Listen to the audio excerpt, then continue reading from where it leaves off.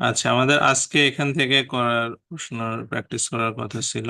হুম তো এখানে দেখেন, আহ, আমাদের হচ্ছে 25 নম্বর থেকে আমরা শুরু করব। হ্যাঁ,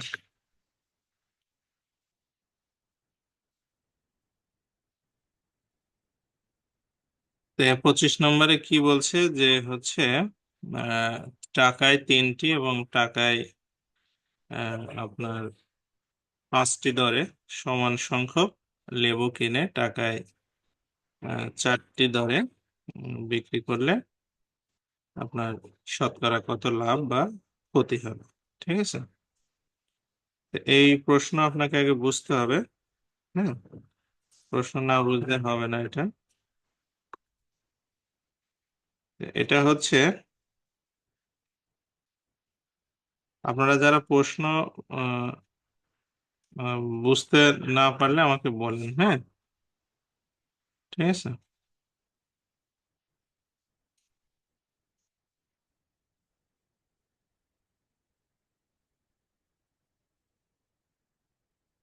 আচ্ছা, তো এখানে বললাম,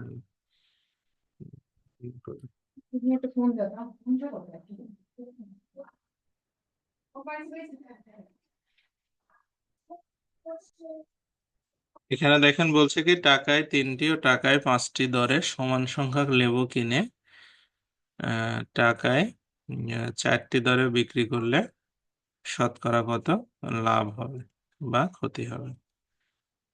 আপনারা সবাই কি প্রশ্ন এটা ক্লিয়ার? মানে প্রশ্ন বুঝতে পারছেন যে আসলে ওনারা কি বলতে চাচ্ছে বা বিষয়টা কি? মানে প্রশ্ন যদি না বোঝেন তাহলে এগুলা কিন্তু সম্ভব না। হ্যাঁ, পরে অনেক কঠিন হবে। অঙ্ক মানে এটা অনেক বইতে অনেকভাবে সমাধান করা থাকতে পারে, কিন্তু এটা মূল যে কনসেপ্ট সেটা আপনাকে বুঝতে হবে। হুম।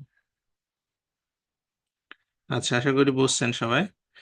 তো এখানে দেখেন বলছে টাকায় 3টি এবং টাকায় 5টি দরে লেবু কিনবে সমান সংখ্যক, কিনে টাকায় 4টি দরে বিক্রি করবে।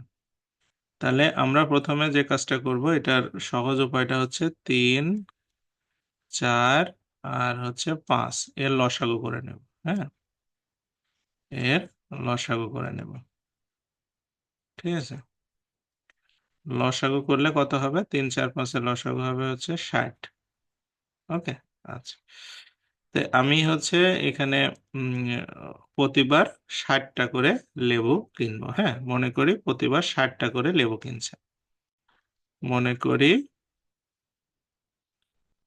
প্রতিবার প্রতিবার 60টি লেবু কিনবে। হ্যাঁ, 60টি লেবু কিনেছে। 60টি লেবু কিনেছে। আচ্ছা, তাহলে প্রথমে আমরা আসি হচ্ছে, বলছে টাকায় 3টা। হ্যাঁ, টাকায় 3টা হলে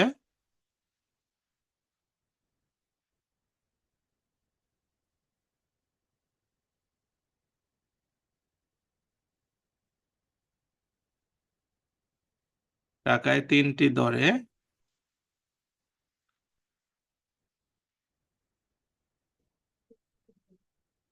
60টির দাম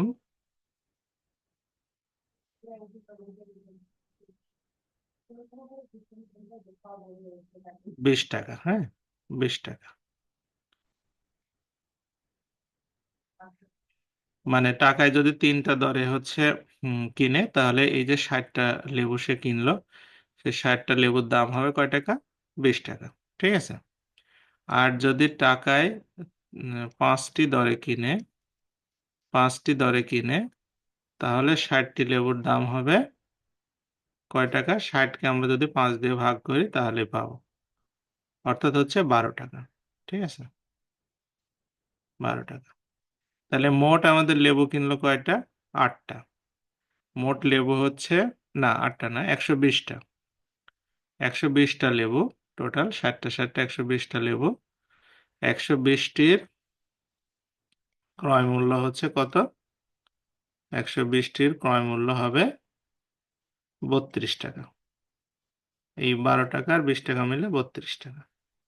এটা কি সবাই বুঝতে পারছেন? এখানে যে কথাটা এই পর্যন্ত আমি যতটুকু করলাম, না বুঝতে পারলে জিজ্ঞেস করবেন। যে প্রথমে সে টাকায় 3টা দরে 60টার দাম হবে 20 টাকা, পরে টাকায় 5টি দরে 60টার দাম হবে 12 টাকা। তাহলে মোট সে লেবু কিনলো 120টা, তার খরচ হলো হচ্ছে 32 টাকা। এবার সে বিক্রি করবে। বিক্রি করবে কিভাবে? টাকায় 4টি দরে, 4টি দরে যদি বিক্রি করে, 4টি দরে 120টির এবার বিক্রয় মূল্য বের করব। হ্যাঁ, 120টির বিক্রয় মূল্য হবে হচ্ছে, আমাদের যদি টাকায় 4টা হয় তাহলে 120কে আমরা যদি 4 দিয়ে ভাগ করি তাহলে 30 টাকা সে বিক্রি করতে পারবে। হুম, তাহলে সে কিনলো হচ্ছে 32 টাকা দিয়ে আর বিক্রি করলো হচ্ছে কয় টাকা? 30 টাকা। তাহলে অবশ্যই তার ক্ষতি হয়েছে নাকি? তাহলে ক্ষতি হলো কয় টাকা? 32 টাকা থেকে 30 টাকা বাদ দিলে 2 টাকা ক্ষতি।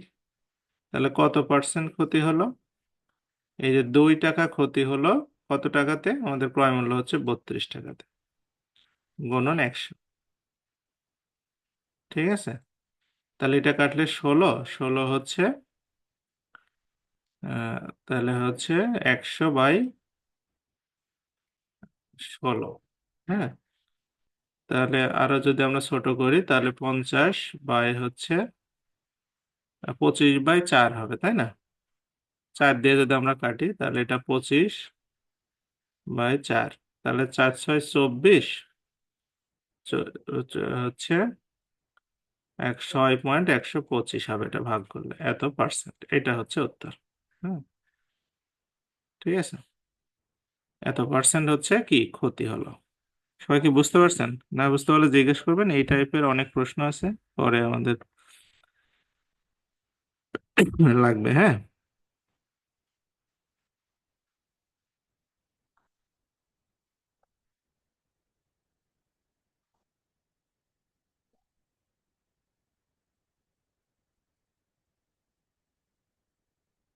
যে কারো কোনো প্রবলেম আছে এটাতে থাকলে জিজ্ঞেস করেন।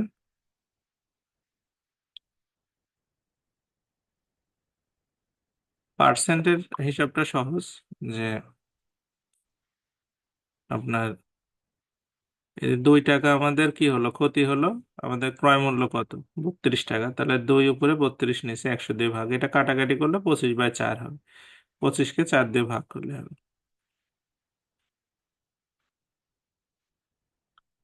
এভাবেই করেন, এভাবে করলে ভালো হবে। হ্যাঁ, এটা হচ্ছে সবচেয়ে ইজি ওয়ে। হ্যাঁ, এভাবে ভালো করে বুঝতে পারলে, মানে কনসেপ্টটা বুঝতে পারলে ভালো হবে, আদারওয়াইজ কঠিন হবে। হ্যাঁ, আচ্ছা, আমার একটা ফোন আসছে, আমি ফোনটা রিসিভ করে হ্যালো, হ্যালো। হ্যাঁ, কখন? ও।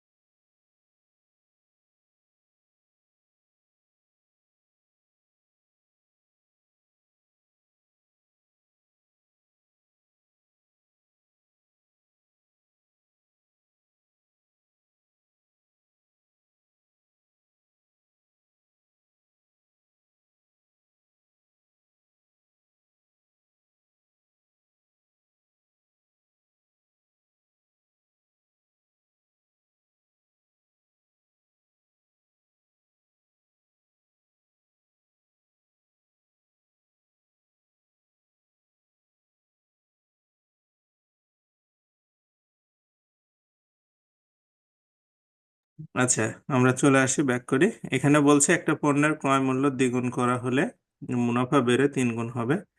যদি মূল্য বৃদ্ধি না করে বিক্রি করা হয় তাহলে শতকরা কত লাভ হবে? হ্যাঁ। আচ্ছা, এখানে আপনার প্রশ্নটা একটু পেঁচানো আছে। বলছে যে একটা পণ্যের আপনার আহ, বিক্রয় মূল্য যদি ডাবল করা হয় তাহলে আপনার কি হবে? মুনাফা হবে 3 গুণ। মুনাফা বেড়ে 3 গুণ হয়ে যাবে, মানে আগে যে মুনাফা ছিল তার 3 গুণ মুনাফা হয়ে যাবে। ঠিক আছে। কিন্তু যদি আপনি মূল্য বৃদ্ধি না করেন, হ্যাঁ, তাহলে বিক্রি করলে আপনার শতকরা কত লাভ হবে? বুঝতে পারছেন তো? কথা কি বুঝতে পারছেন? আপনারা কিন্তু খেয়াল করবেন, মানে সাথে সাথে অ্যাটেনশন না দিলে একটু কঠিন। হ্যাঁ।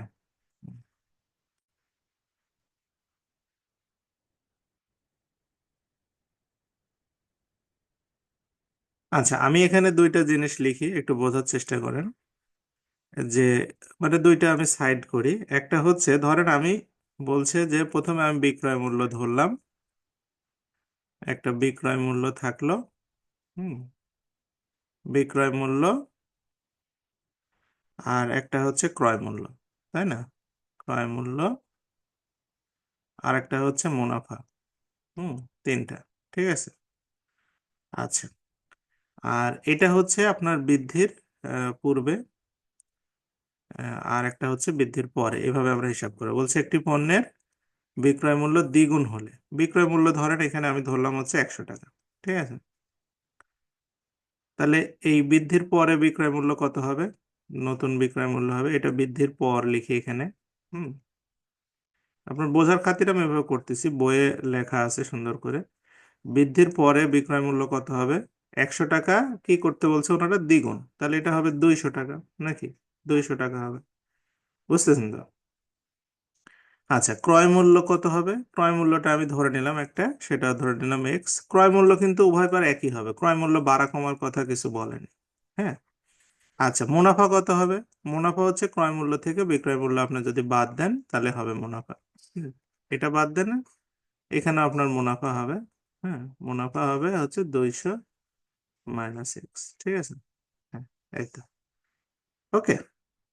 এখন ওনারা কথাটা কি বললো? এখন বললো দেখেন, এই যে পরে যে মুনাফাটা হলো, পরের মুনাফাটা মানে এইটা, এইটা নাকি আগেরটার দ্বিগুণ, মানে 200 - এক্স।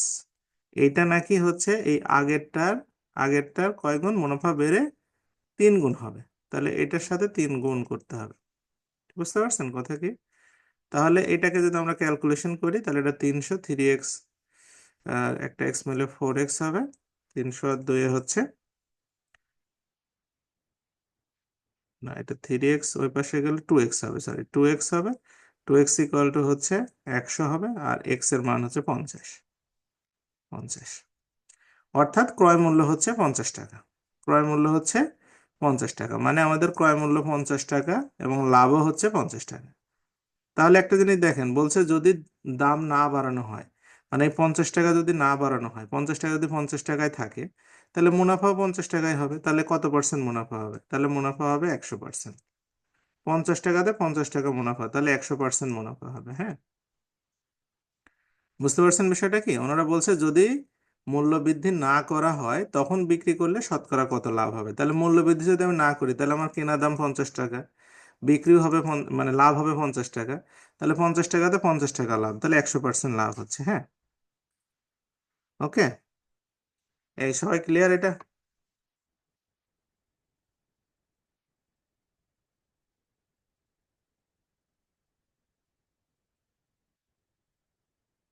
এগুলো কিন্তু অতটা সহজ না, মানে আপনারা প্রথম অবস্থায় একটু ভালো করে কনসেন্ট্রেশন দিতে হবে, আদারওয়াইজ কিন্তু পারবেন না পরে। আচ্ছা, আমি 27-এ আসি। 27-এর অঙ্কটা প্রচুর পরীক্ষাতে আসে, আপনারা খুব ভালো করে মনোযোগ দিবেন। হ্যাঁ। বলছে 50 টাকায় 2টি এবং 50 টাকায় 3টি দরে সমান সংখ্যক কমলা ক্রয় করে 47 টাকায় 2টি দরে বিক্রি করলে শতকরা কত লাভ হবে না ক্ষতি হবে? হ্যাঁ। তো এইটা ওই যে একটু আগে আমরা সমান সংখ্যকের একটা অঙ্ক করলাম, সাফি বললো যে আরেকবার একটু দেখাতে, তো সাফি একটু মনোযোগ দেন। এই অঙ্কটা অঙ্কটা একই। এখানে রেট কি বলছে? 50 টাকায় 2টা, প্রথম দোকানে রেট হচ্ছে 50 টাকায় 2টা। হুম। আর পরের দোকানের রেট হচ্ছে 50 টাকায় 3টা। ঠিক আছে। 50 টাকায় 2টা, 50 টাকায় হচ্ছে 3টা।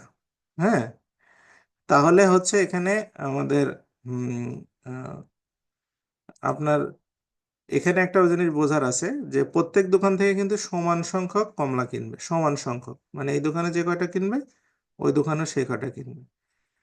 তাহলে এখানে আমরা মনে করব যে হচ্ছে প্রত্যেক দোকান থেকে 3টা কিনবে। কেন 3টা কিনবে? এটা মনে করার একটা সহজ উপায় হচ্ছে যে এখানে আপনার 50 টাকায় 2টা, তাহলে 2 ভাগ করে আপনার 3 ভাগ করা সহজ হবে। কিন্তু এখানে যদি আপনি 2টা কিনেন তাহলে 3 দিয়ে ভাগ করে 2 দিয়ে গুণ করলে একটু ঝামেলা হবে। এই জন্য আমরা লিখবো যে মনে করি প্রত্যেক দোকান থেকে 3টা কমলা কিনছে, প্রত্যেক দোকান থেকে 3টা কমলা কিনছে। হ্যাঁ, দোকান থেকে সে টোটাল কয়টা কমলা কিনবে? 3টি। 3টি কমলা কিনলো, 3টি কমলা কিনলো। বুঝতে পারছেন 3টা কেন ধরলাম? এটা কি বুঝতে পারছেন সবাই? যে যদি আপনার ধরেন 3টা ধরলে সুবিধা কি, এই দোকানে 3টার দাম হবে 50 টাকা, আর এই দোকানে 2টার দাম যেহেতু 50 টাকা, তাহলে 3টার দাম হবে 75 টাকা। হিসাব করা খুব সহজ হবে, এই জন্যই আমি হচ্ছে 3টা ধরলাম।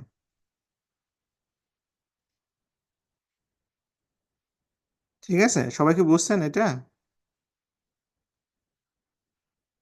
3টা কেন ধরলাম? কারো কনফিউশন হলে এখন জিজ্ঞেস করবেন, একটু পরে আবার বলবেন স্যার ওখানে তো 2টা ধরার কথা। হ্যাঁ, 2টা ধরার কথা বলছে, তা আপনি ধরলেন 3টা। হ্যাঁ, আচ্ছা, তাহলে দেখেন প্রথম প্রথম দোকানের কথায় আসি। হুম, প্রথম দোকানের কথায় আসি। প্রথম দোকানে 50 টাকায় 2টা, তাহলে 3টার দাম কত হবে? 50 টাকায়, 50 টাকায়, 50 টাকায় 2টি হলে 3টির ক্রয় মূল্য কত হবে? 3টির ক্রয় মূল্য, ক্রয় মূল্য হবে হচ্ছে, এটা সহজ কথা, দেখেন 50 টাকায় 2টা মানে একটার দাম 25 টাকা করে, তাহলে 3টার দাম হবে 75 টাকা। 75 টাকা। আচ্ছা, আর পরেরটাতে আবার কি?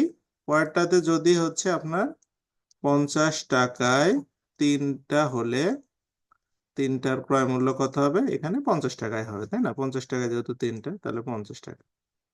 তাহলে মোট হচ্ছে 125 টাকা খরচ হলো, মোট 125 টাকা খরচ।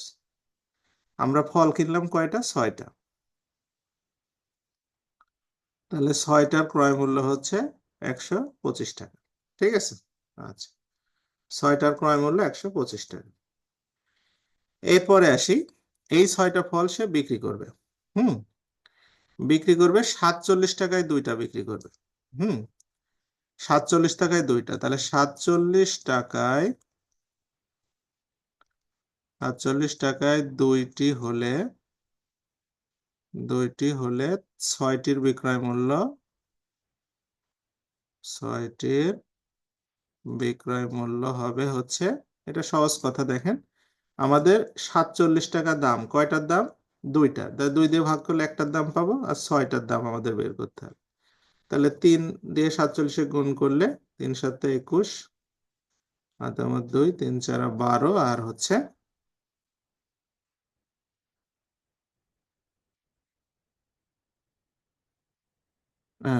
14, তাহলে 141, তাই না? 141 টাকা, এইটা হচ্ছে বিক্রয় মূল্য। তাহলে আমাদের কিনলো হচ্ছে কত টাকা দিয়ে? আপনার 75 টাকায়, 125 টাকায়, আর বিক্রি করলো হচ্ছে 141 টাকায়। তাহলে লাভ হলো না লস হলো? অবশ্যই লাভ হলো। আচ্ছা, লাভ হলো। কত টাকা লাভ হলো? এই 141 টাকা থেকে 125 টাকা বাদ দেন, তাহলে লাভ হবে হচ্ছে 16 টাকা, তাই না? 16 টাকা হচ্ছে লাভ হলো, 16 টাকা লাভ হলো। এখন বলছে যে শতকরা কত লাভ হলো, শতকরা লাভ কত হলো? তাহলে আমাদের শতকরা লাভ কিভাবে বের করতে হয়? শতকরা লাভ বের করার সহজ সিস্টেম হচ্ছে যে আপনার এই 16 টাকা থাকবে উপরে, ক্রয় মূল্য কত আমাদের? 125 টাকা, থাকবে নিচে গুণন 100। হ্যাঁ, তাহলে এটা কত হবে? এটা কাটাকাটি যদি আমরা করি, তাহলে 25 দিয়ে কাটলে এটা 4, এটা হচ্ছে 5, আর এইটা হচ্ছে আপনার 4 × 64-কে যদি আমরা 5 ভাগ করতে হবে, তাই না? 64-কে 5 ভাগ করলে এটা হচ্ছে মানে 5 × 12 = 60, তাহলে 12.8%। তাহলে আমাদের উত্তর হবে 12.8%। হ্যাঁ, তাহলে 12.8% সে লাভ করছে। বুঝছেন বিষয়টা কি? আচ্ছা, সোহেল রানা। সোহেল রানা দেখে জিজ্ঞেস করি কি হলো। সোহেল রানা, আপনি বলেন। স্যার, এই যে 50 টাকায় দুইটি হলে তিনটির ক্রয় মূল্য 75 টাকা। তাহলে আমলে 75। 50কে 2 দিয়ে ভাগ করছি, 25 হয়েছে। একটার দাম 25 দিয়ে 3 করছি স্যার, হুম, গুণ করে 75 হয়েছে। 75 টাকা, রাইট। এখানে আবার এখানে আবার 50 টাকায় তিনটি, তাহলে এই 50কে আবার 3 দিয়ে ভাগ করব। দরকার কি? 50 টাকায় তো তিনটা, তাহলে তিনটার দাম 50 টাকায় হবে না? হ্যাঁ।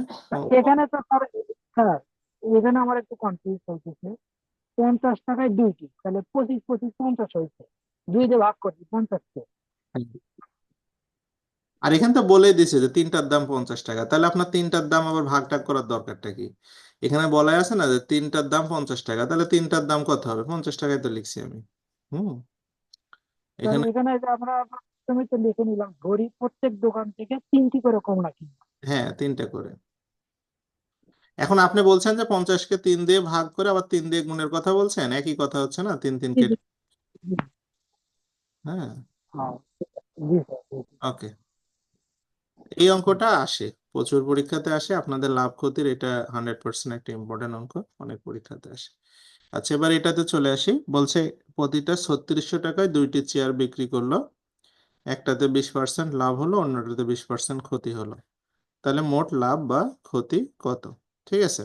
আচ্ছা, তো এখানে আপনার প্রথমে আসেন যেটাতে 20% লাভ হলো সেটার ক্রয় মূল্য আগে, প্রথমে আগে বিক্রয় মূল্যটা লিখি। আমাদের বিক্রয় মূল্য হচ্ছে দুইটা চেয়ার বিক্রি করছে, প্রত্যেকটাই 3600 টাকা করে। হ্যাঁ, বিক্রয় মূল্য 3600 টাকা করে দুইটা চেয়ার বিক্রি করছে, 3600 টাকা গুণন 2, অর্থাৎ 3600 দোকানে 7200 টাকা। এই 7200 টাকা সে চেয়ার বিক্রি করছে। আচ্ছা, এখন প্রথমটার ক্রয় মূল্য বের করি। প্রথমটার ক্রয় মূল্য, প্রথমটির প্রথমটার হচ্ছে ক্রয় মূল্য, প্রথমটার ক্রয় মূল্য কত হবে দেখেন।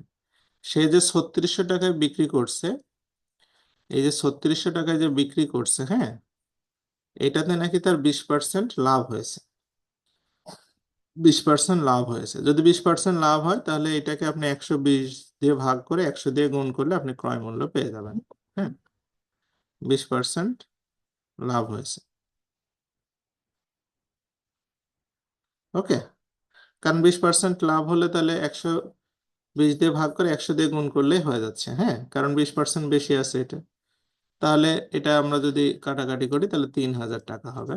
3000 টাকা ক্রয় মূল্য। হ্যাঁ। আচ্ছা। আর দ্বিতীয়টার ক্রয় মূল্য কত হবে? দ্বিতীয়টার দ্বিতীয়টার ক্রয় মূল্য হচ্ছে, বলছে এখানে 20% ক্ষতি হয়েছে। 20% ক্ষতি হওয়া মানে আপনি 3600-কে 20% নিচে চলে আসছে, মানে 80 দিয়ে ভাগ করে 100 দিয়ে গুণ করবে, তাহলে হবে। হুম। তাহলে এটা কাটাকাটি করলে কত হবে? আমরা যদি আপনার একবারে 40, আপনার 4 দিয়ে কাটি তাহলে এটা হবে হচ্ছে 20, এটা হবে হচ্ছে আপনার 25, তাই না? 20 আর 25, আর 20 দিয়ে কাটলে এটা হবে হচ্ছে 18180। তাহলে 25 আর 180 গুণ করলে কত হবে আপনার? 8, মানে 16 25-এ আপনার 400, তাই না? 8 25-এ 200, 16 25-এ 400, তাহলে হচ্ছে 450, মানে এটা 4500 হবে। 4500 টাকা। আচ্ছা, তাহলে সে বিক্রি করলো 7200 টাকা, আর ক্রয় করলো হচ্ছে টোটাল কত টাকা? ক্রয় হচ্ছে প্রথমে করলো 3000 টাকা, আর পরে করলো হচ্ছে 4500 টাকা। 4500 টাকা, তাহলে মোট তার ক্রয় হচ্ছে 7500 টাকা। 7500 টাকা ক্রয়, আর বিক্রয় হচ্ছে 7200 টাকা, তাহলে ক্ষতি হবে না? কত টাকা ক্ষতি? এই 7500 টাকা থেকে 7000 200 টাকা বাদ, তাহলে 300 টাকা ক্ষতি হচ্ছে। 300 টাকা ক্ষতি হচ্ছে, এই তো। এটা, হ্যাঁ, বুঝছেন সবাই?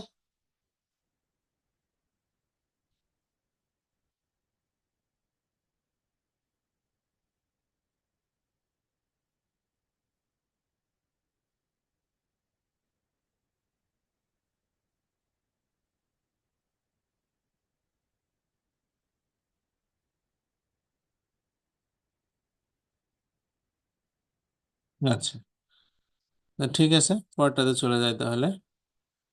এইটা তো একই অঙ্ক, যে একটাতে 160 টাকায় যেটা বিক্রি করেছে সেটাতে 10% ক্ষতি হয়েছে, আর যেটা মানে চেয়ারটাতে 20% লাভ হয়েছে, তাহলে লাভ বা ক্ষতি কত। তাহলে এটা একটু প্র্যাকটিস করে দেখেন আজকে, হ্যাঁ, পারেন কিনা। না পারলে মানে এটা ওই একই প্যাটার্নে তো একটু করবেন।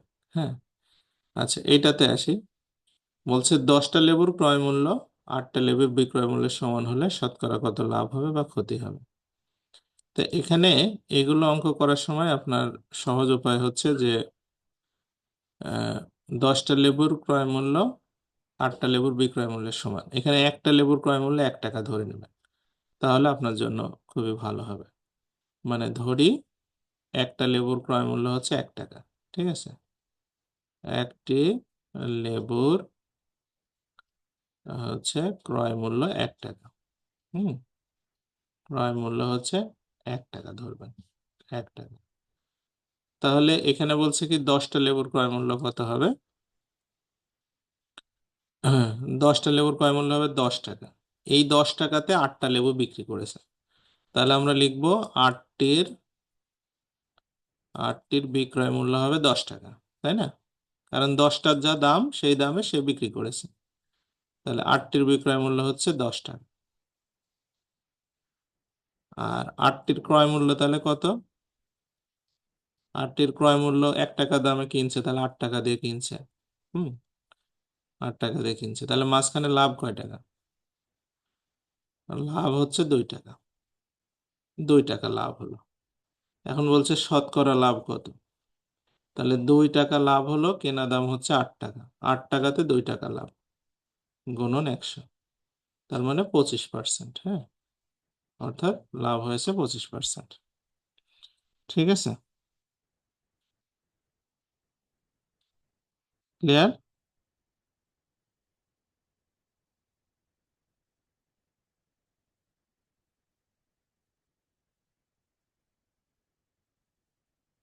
আচ্ছা, হ্যাঁ, তাহলে আমি নেক্সট চলে যাই পরে। এইটাই করলে সবচেয়ে সহজে মানে তাড়াতাড়ি কাজটা করা যাবে। আচ্ছা, 31-এ আসি। এই সমান সংখ্যকের অঙ্ক আপনার আগে একবার করালাম। হ্যাঁ, বলছে প্রতিটা 15 টাকা দরে আর প্রতিটা 8 টাকা দরে সমান সংখ্যক কমলা কিনেছে। তো ধরেন একটাই কিনছে, একটার দাম 15 টাকা, একটার দাম 8 টাকা। এখানে খুব সহজ হবে। একটা কমলার দাম 15 টাকা, আর একটা কমলার দাম হচ্ছে 8 টাকা। হ্যাঁ, আর প্রত্যেকটা বিক্রি করছে 12 টাকা দরে, ঠিক আছে। তাহলে তার 80 টাকা লাভ হলো। তাহলে সে কয়টা, এটা কমলা হবে, এখানে আগেরটাতে ছিল এটার টাইম। কমলা কিনছে, কয়টা কমলা কিনছে? হ্যাঁ, আচ্ছা, এখানে একটা কিনছে 15 টাকা, একটা কিনছে 8 টাকা, তাহলে দুইটার দাম হচ্ছে, দুইটির ক্রয় মূল্য হচ্ছে কত? দুইটির ক্রয় মূল্য হবে এখানে 15 টাকা, আর একটা এটা হচ্ছে 8 টাকা। তাহলে 15 × 8 = 23 টাকা। আচ্ছা, 15 × 8 = 23 টাকা। হ্যাঁ, মানে 23 টাকা দিয়ে সে কিনলো। আচ্ছা, দুইটা কমলা কিনছে হচ্ছে সে 23 টাকা দিয়ে, ঠিক আছে। কেনার পরে সে কি করলো? এবার দুইটা কমলা বিক্রি করবে কয় টাকা দিয়ে? দুইটি বিক্রি করবে হচ্ছে একটা 12 টাকা করে, এই যে 12 টাকা করে, তাহলে 12 × 2 অর্থাৎ 24 টাকা বিক্রি করবে। হুম, তাহলে লাভ হলো কয় টাকা? 1 টাকা লাভ। এটা হচ্ছে লাভ, 1 টাকা। তাহলে 1 টাকা লাভ হলো দুইটাতে, তাই না? দুইটাতে 1 টাকা লাভ, তাহলে 1 টাকা 1 টাকা লাভ হয় কয়টাতে? দুইটিতে। তাহলে 80 টাকা লাভ হবে কয়টাতে? বলছে 80 টাকা লাভ হবে, তখন কয়টা কমলা? তাহলে 2 × 80, অর্থাৎ 160টা কমলা বিক্রি করলে তার 80 টাকা লাভ হয়। তাহলে উত্তর হচ্ছে 160টা। ঠিক আছে, এই সবাই বুঝতে পারছেন বিষয়টা কি?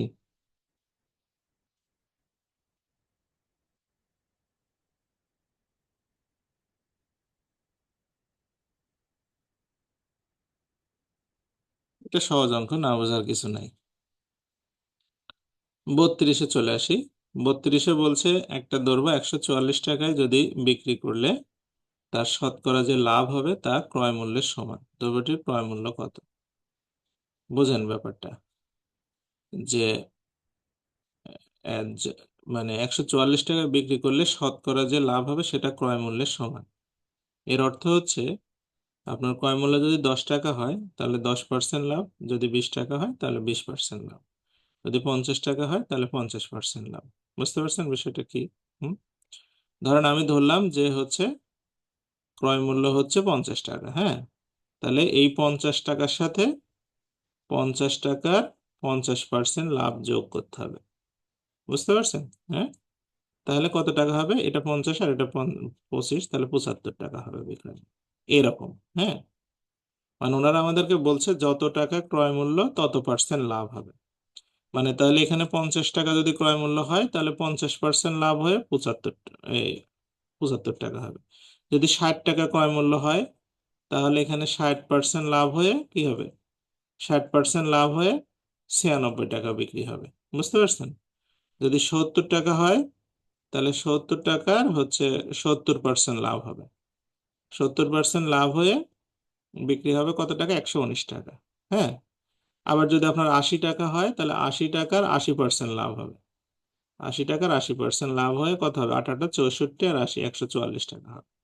এইটাই ওনারা বলছে মূলত, যে 144 টাকা, তার মানে আমাদের ক্রয় মূল্য হবে 80 টাকা। এই অঙ্ক যদি আমরা করি তাহলে শেষ পর্যন্ত আমাদের ক্রয় মূল্য দাঁড়াবে হচ্ছে 80 টাকা। বুঝতে পারছেন কথা কি? মানে যত টাকা ক্রয় মূল্য তত পার্সেন্ট লাভ। তাহলে আমি এখানে ক্রয় মূল্য ধরে নিলাম X টাকা। তাহলে আমরা প্রশ্ন মতে লিখি। প্রশ্ন মতে হম প্রশ্ন মতে আমাদের X টাকা তো থাকবেই, এই X টাকার সাথে X টাকারই X% লাভ যোগ হবে, যোগ হয়ে 144 টাকা সে বিক্রি করে। এটাই। বা এখান থেকে আমাদের এক্স প্লাস এটা হবে X² ডিভাইডেড বাই পার্সেন্ট উঠে গেলে নিচে 100 ইকুয়াল টু 14,100। আচ্ছা, তাহলে এটাকে আমরা যদি 100 দিয়ে গুণ করে দিই উভয় পাশে, তাহলে এটা হবে 100x প্লাস X² সমান সমান 144। ওকে। বা এটা X² প্লাস 100x মাইনাস 144, দুইটা শূন্য হবে, 144,000 সমান সমান 0। এটাকে আমরা এখন মিডিল টার্ম করব। মিডিল টার্ম করলে X², 8 18 হচ্ছে 144 হয়, তাহলে X² plus 180x minus 80x minus 14,700। তাহলে এখান থেকে x কমন নিলে x প্লাস 180 মাইনাস 80 কমন নিলে x প্লাস 180 0। তাহলে x এর মানটা হচ্ছে প্লাসটা তো হবে না, তাহলে 80 টাকা।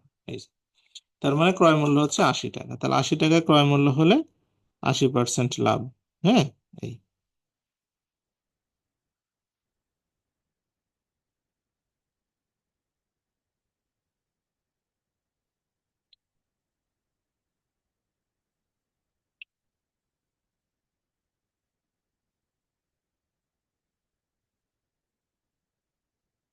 আচ্ছা, নেক্সট চলে আসি পরেরটাতে।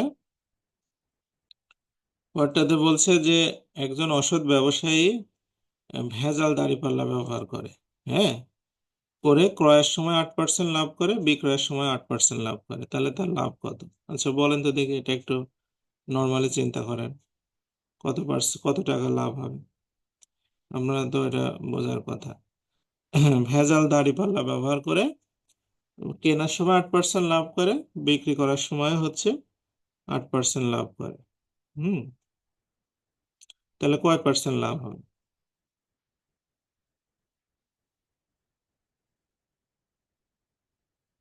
নোমেয়ার বলছে 16%।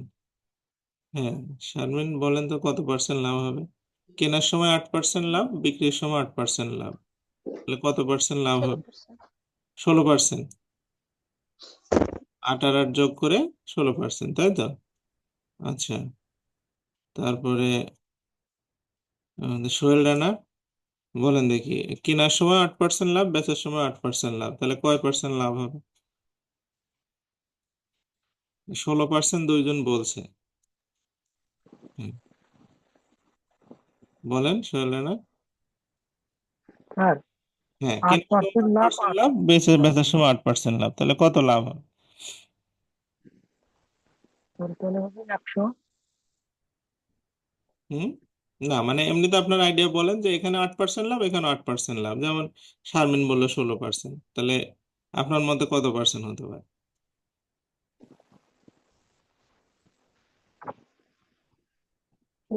স্যার 50% হবে।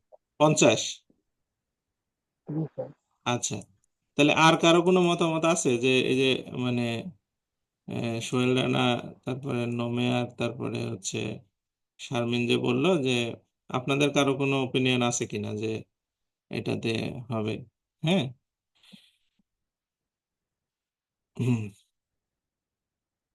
আচ্ছা, যাই হোক, আহ, এখন আমরা যদি গণতান্ত্রিক পদ্ধতিতে চিন্তা করি তাহলে দেখা যাচ্ছে এটা ঠিক হবে, তাই না? হচ্ছে, আর যদি আমরা অন্যভাবে চিন্তা করি তাহলে এটা ভুল হবে। তো যাক, গণতন্ত্রের হিসাবে এইটাই সমস্যা। গণতন্ত্রের ক্ষেত্রে অধিক মানুষের মতামত নেওয়া হয় এবং সবই ভুল হয়। এই জন্য গণতন্ত্র পৃথিবীর নিকৃষ্ট শাসন ব্যবস্থা, যেখানে কোনো সঠিক মতামত পাওয়া যায় না। হ্যাঁ, তো যাই হোক, আমরা বিষয়টা বোঝার চেষ্টা করি। হ্যাঁ, সেটা হচ্ছে যে দেখেন, আপনার যখন সে আহ, মানে দাঁড়িপাল্লাটা ব্যবহার করলো, হ্যাঁ, দাঁড়িপাল্লা সে ব্যবহার করলো, ব্যবহার করে ভেজাল দাঁড়িপাল্লা মানে সে দিবে, পেমেন্ট করবে 100 টাকা, কিন্তু সে মাল নিবে হচ্ছে 108 টাকার। হ্যাঁ, সে পেমেন্ট করবে 100 টাকা, কিন্তু হচ্ছে সে প্রোডাক্ট নেবে 108 টাকা। বুঝতে পারছেন কিভাবে? ওই যে ওজনে মাপ দিয়ে দিবে, ওজনে একটা সিস্টেম করবে যাতে ও হচ্ছে ওই যার কাছ থেকে কিনবে তার কাছ থেকে হচ্ছে হুম, আহ, মানে 100 টাকা দিবে, কিন্তু সে প্রোডাক্ট নেবে কয় টাকা? 108 টাকা। তাহলে তার হচ্ছে উম, আহ, এই ক্রয়ের সময় 8% লাভ হলে, ক্রয়ের সময় ক্রয়ের সময় যদি 8% লাভ হয়, লাভ হলে হুম লাভ হলে তার হচ্ছে আহ, মানে আহ, দাম হবে কয় টাকা? 108 টাকা। হ্যাঁ, 108 টাকা মানে সে কি করবে দেখেন, আহ, সে কিন্তু 108 টাকার মাল নিয়ে আসছে। বুঝতে পারছেন? তার কাছে আছে কত টাকার জিনিস? 108 টাকার জিনিস। সে এই 108 টাকার জিনিস সে এবার বিক্রি করবে না, সে 108 টাকার জিনিস বিক্রি করবে, সে কিন্তু 100 টাকার জিনিস আর বিক্রি করবে না। তাহলে বিক্রয় মূল্য হবে হচ্ছে, সে প্রথমে কিন্তু নিয়ে দিয়ে পেমেন্ট করছে কত টাকা? হ্যাঁ, সে প্রদান করলো কত টাকা? প্রদান করছে, প্রদান করছে কিন্তু 100 টাকা, আর সে মাল নিয়ে আসছে 108 টাকার। কারণ ভেজাল করছে। এই 108 টাকার উপরে সে 8% লাভ ধরে বিক্রি করবে। বুঝতে পারছেন? 108 টাকা তো থাকবেই, এই 108 টাকার উপরে সে হচ্ছে আরো 8% বলবে যে আমার এই দেখেন, মানে সে 100 মানে 8 টাকার মাল তার কাছে আছে, 108 টাকার মালে সে 8% লাভ করবে। তাহলে কত টাকা হবে? 108 টাকা, আর এদিকে হচ্ছে আপনার 8 টাকা 64 পয়সা। হ্যাঁ, 8 8 64, অর্থাৎ 8 টাকা 64 পয়সা, তাহলে 116 টাকা 64 পয়সা। 116 টাকা 64 পয়সা হলো। সে কিন্তু দোকানদার মানে যার কাছ থেকে প্রোডাক্টটা কিনেছে তাকে পেমেন্ট করছে 100 টাকা, আর সে বিক্রি করলো 116 টাকা 64 পয়সা। তাহলে তার লাভ কত হবে? তার লাভ হবে ষোলো ষোলো টাকা 64 পয়সা। তাহলে যেহেতু 100 টাকাতে 16 টাকা 64 পয়সা লাভ, সুতরাং 16.64% তার লাভ। হ্যাঁ, আপনারা কি বুঝতে পারছেন কথাটা কি এখানে? তার লাভ হচ্ছে 16.64%।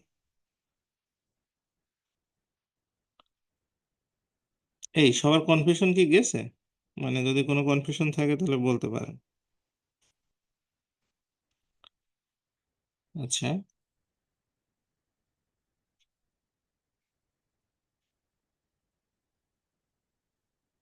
হ্যাঁ, মানে কেনার সময় 8% লাভ, বিক্রয়ের সময় 8% লাভ, সবাই ওই যোগ করে 16%ই করে দিয়ে আসে, আসলে সেটা ঘটনা সত্য না।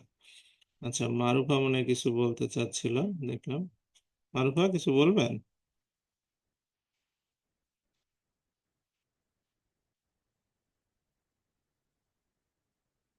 স্যার আরেকবার একটু বোঝান। হ্যাঁ, মানে ধরেন হচ্ছে একজন একটা প্রোডাক্ট কিনতে গেছে, হ্যাঁ, মানে আলুই কিনতে গেছে ধরেন। সে আলু কিনতে গিয়ে কি করছে, 100 টাকার আলু, মানে সে ধরেন হচ্ছে 1 কেজি হওয়ার কথা, সেখানে সে হচ্ছে পেমেন্ট করছে 100 টাকা, কিন্তু সে 108 টাকার আলু নিয়ে আসছে। 100 টাকা পেমেন্ট করে 108 টাকার আলু নিয়ে আসছে, বুঝতে পারছেন মারুফা কথা? হুম।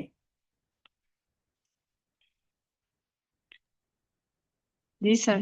হ্যাঁ, 100 টাকা দিয়েছে, কিন্তু তার মানে খরচ হলো কয় টাকা, 100 টাকা, কিন্তু সে আলু নিয়ে আসছে কয় টাকা, 108 টাকা নিয়ে আসছে। 108 টাকা। 8% বেশি নিয়ে আসছে যে। 108 টাকারটা নিয়ে এসে এখন সে কি করছে, যে 108 টাকার আলু তার কাছে আছে, সেই 108 টাকার উপরে আবার 8% লাভ ধরছে, ধরে সে বিক্রি করছে হচ্ছে 116 টাকা 64 পয়সা। তাহলে তার পকেট থেকে খরচ হলো 100 টাকা, আর সে হাতে পেলো 116 টাকা 64 পয়সা। তাহলে মাঝখানে লাভ হলো কত টাকা, 16 টাকা 64 পয়সা লাভ হয়েছে। বুঝতে পারছেন বিষয়টা কি? যে ধরেন যদি কেনার সময় 10% লাভ হয়, বেচার সময় যদি 10% লাভ হয়, তাহলে লাভ হবে কিন্তু 21%, 20% না। হুম। কিভাবে? এই একইভাবে কেনার সময় 10% লাভ, মানে সে 110 টাকার মাল নিয়ে আসছে, 110 টাকা মালের উপরে সে কি করবে, 10% লাভ ধরবে, তাহলে কয় টাকা হবে, 11 টাকা লাভ হবে। তাহলে ওখানে 10 টাকা লাভ, এখানে 11 টাকা লাভ, মোটে 21 টাকা লাভ হবে। বুঝছেন ব্যাপারটা? হ্যাঁ, মানে এরকম। জি স্যার। তো এই জন্য হচ্ছে ওই সরাসরি যোগ করলে হবে না, এটা ওই যে আপনাকে একটু বুঝে করতে হবে আর কি। তো যাই হোক, তারপরে আমরা পরেরটাতে চলে যাই। পরেরটাতে কি বলছে, 40 টাকায় আপনার 45টা লেবু কিনলে, বিক্রি করলে আপনার 20% ক্ষতি হবে। আচ্ছা, 45টা হোক আর যাই হোক, প্রথম কথা হচ্ছে আপনি যদি 40 টাকায় বিক্রি করেন তাহলে আপনার ক্ষতি হবে, সোজা কথা। এই 45টা বাদ দেন, 40 টাকায় বিক্রি করলে ক্ষতি হবে, কয় পার্সেন্ট ক্ষতি, 20%। তাহলে আমরা ক্রয় মূল্যটা বের করি আগে। ক্রয় মূল্যটা বের করি। ক্রয় মূল্যটা হচ্ছে 40 টাকায় যে আপনি বিক্রি করছেন, এটাতে 20% ক্ষতি আছে, তাহলে 80 দিয়ে ভাগ করে 100 দিয়ে গুণ করেন, তাহলে আপনি ক্রয় মূল্য পেয়ে যাবেন, অর্থাৎ 50 টাকা। ক্রয় মূল্যটা হচ্ছে 50 টাকা। ক্লিয়ার? হ্যাঁ, কেনা দাম হচ্ছে 50 টাকা। হ্যাঁ, এখন আমাদের বিক্রয় মূল্য কত হবে? বিক্রয় মূল্য হবে, ওনারা বলছে কি, এই 50 টাকার সাথে 20% লাভ যোগ করতে হবে। তাহলে 50 টাকা থাকবে, 50 টাকার সাথে আরো 20% আপনি লাভ যোগ করবেন, তাহলে 10 টাকা লাভ হবে। মোট 60 টাকা হচ্ছে বিক্রয় মূল্য। হ্যাঁ, এরপরে আসি আমরা তাহলে 60 টাকা যে বিক্রয় মূল্য, এটা কয়টার, এটা হচ্ছে 45টা। তাহলে 45টার বিক্রয় মূল্য হচ্ছে 60 টাকা। তার মানে আমরা লিখবো 60 টাকায় বিক্রি হবে 45টা। 60 টাকায় বিক্রি হবে 45টা, 45টি। তাহলে 1 টাকায় হবে কত, কম হবে, 45/60। আর বলছে 24 টাকায় কয়টা হবে, তাহলে 24 টাকায় কয়টা হবে, এটা 24 দিয়ে গুণ করি। হুম। তাহলে এখানে আমরা যদি কাটাকাটি করি, তাহলে এটা 6 দিয়ে কাটলে এটা 4, 6 দিয়ে কাটলে এটা হচ্ছে 12 দিয়ে কাটি, 12 দিয়ে কাটলে এটা 2, 12 দিয়ে কাটলে এটা 5, আর এটা 5 5 9 45, 9 2 18, অর্থাৎ 24 টাকায় 18টা বিক্রি করতে হবে। এটাই জানতে চেয়েছে যে 24 টাকায় কয়টা বিক্রি করতে হবে। তাহলে 24 টাকায় 18টা, সহজ কথা। হ্যাঁ, এই সবাই বুঝছেন এটা?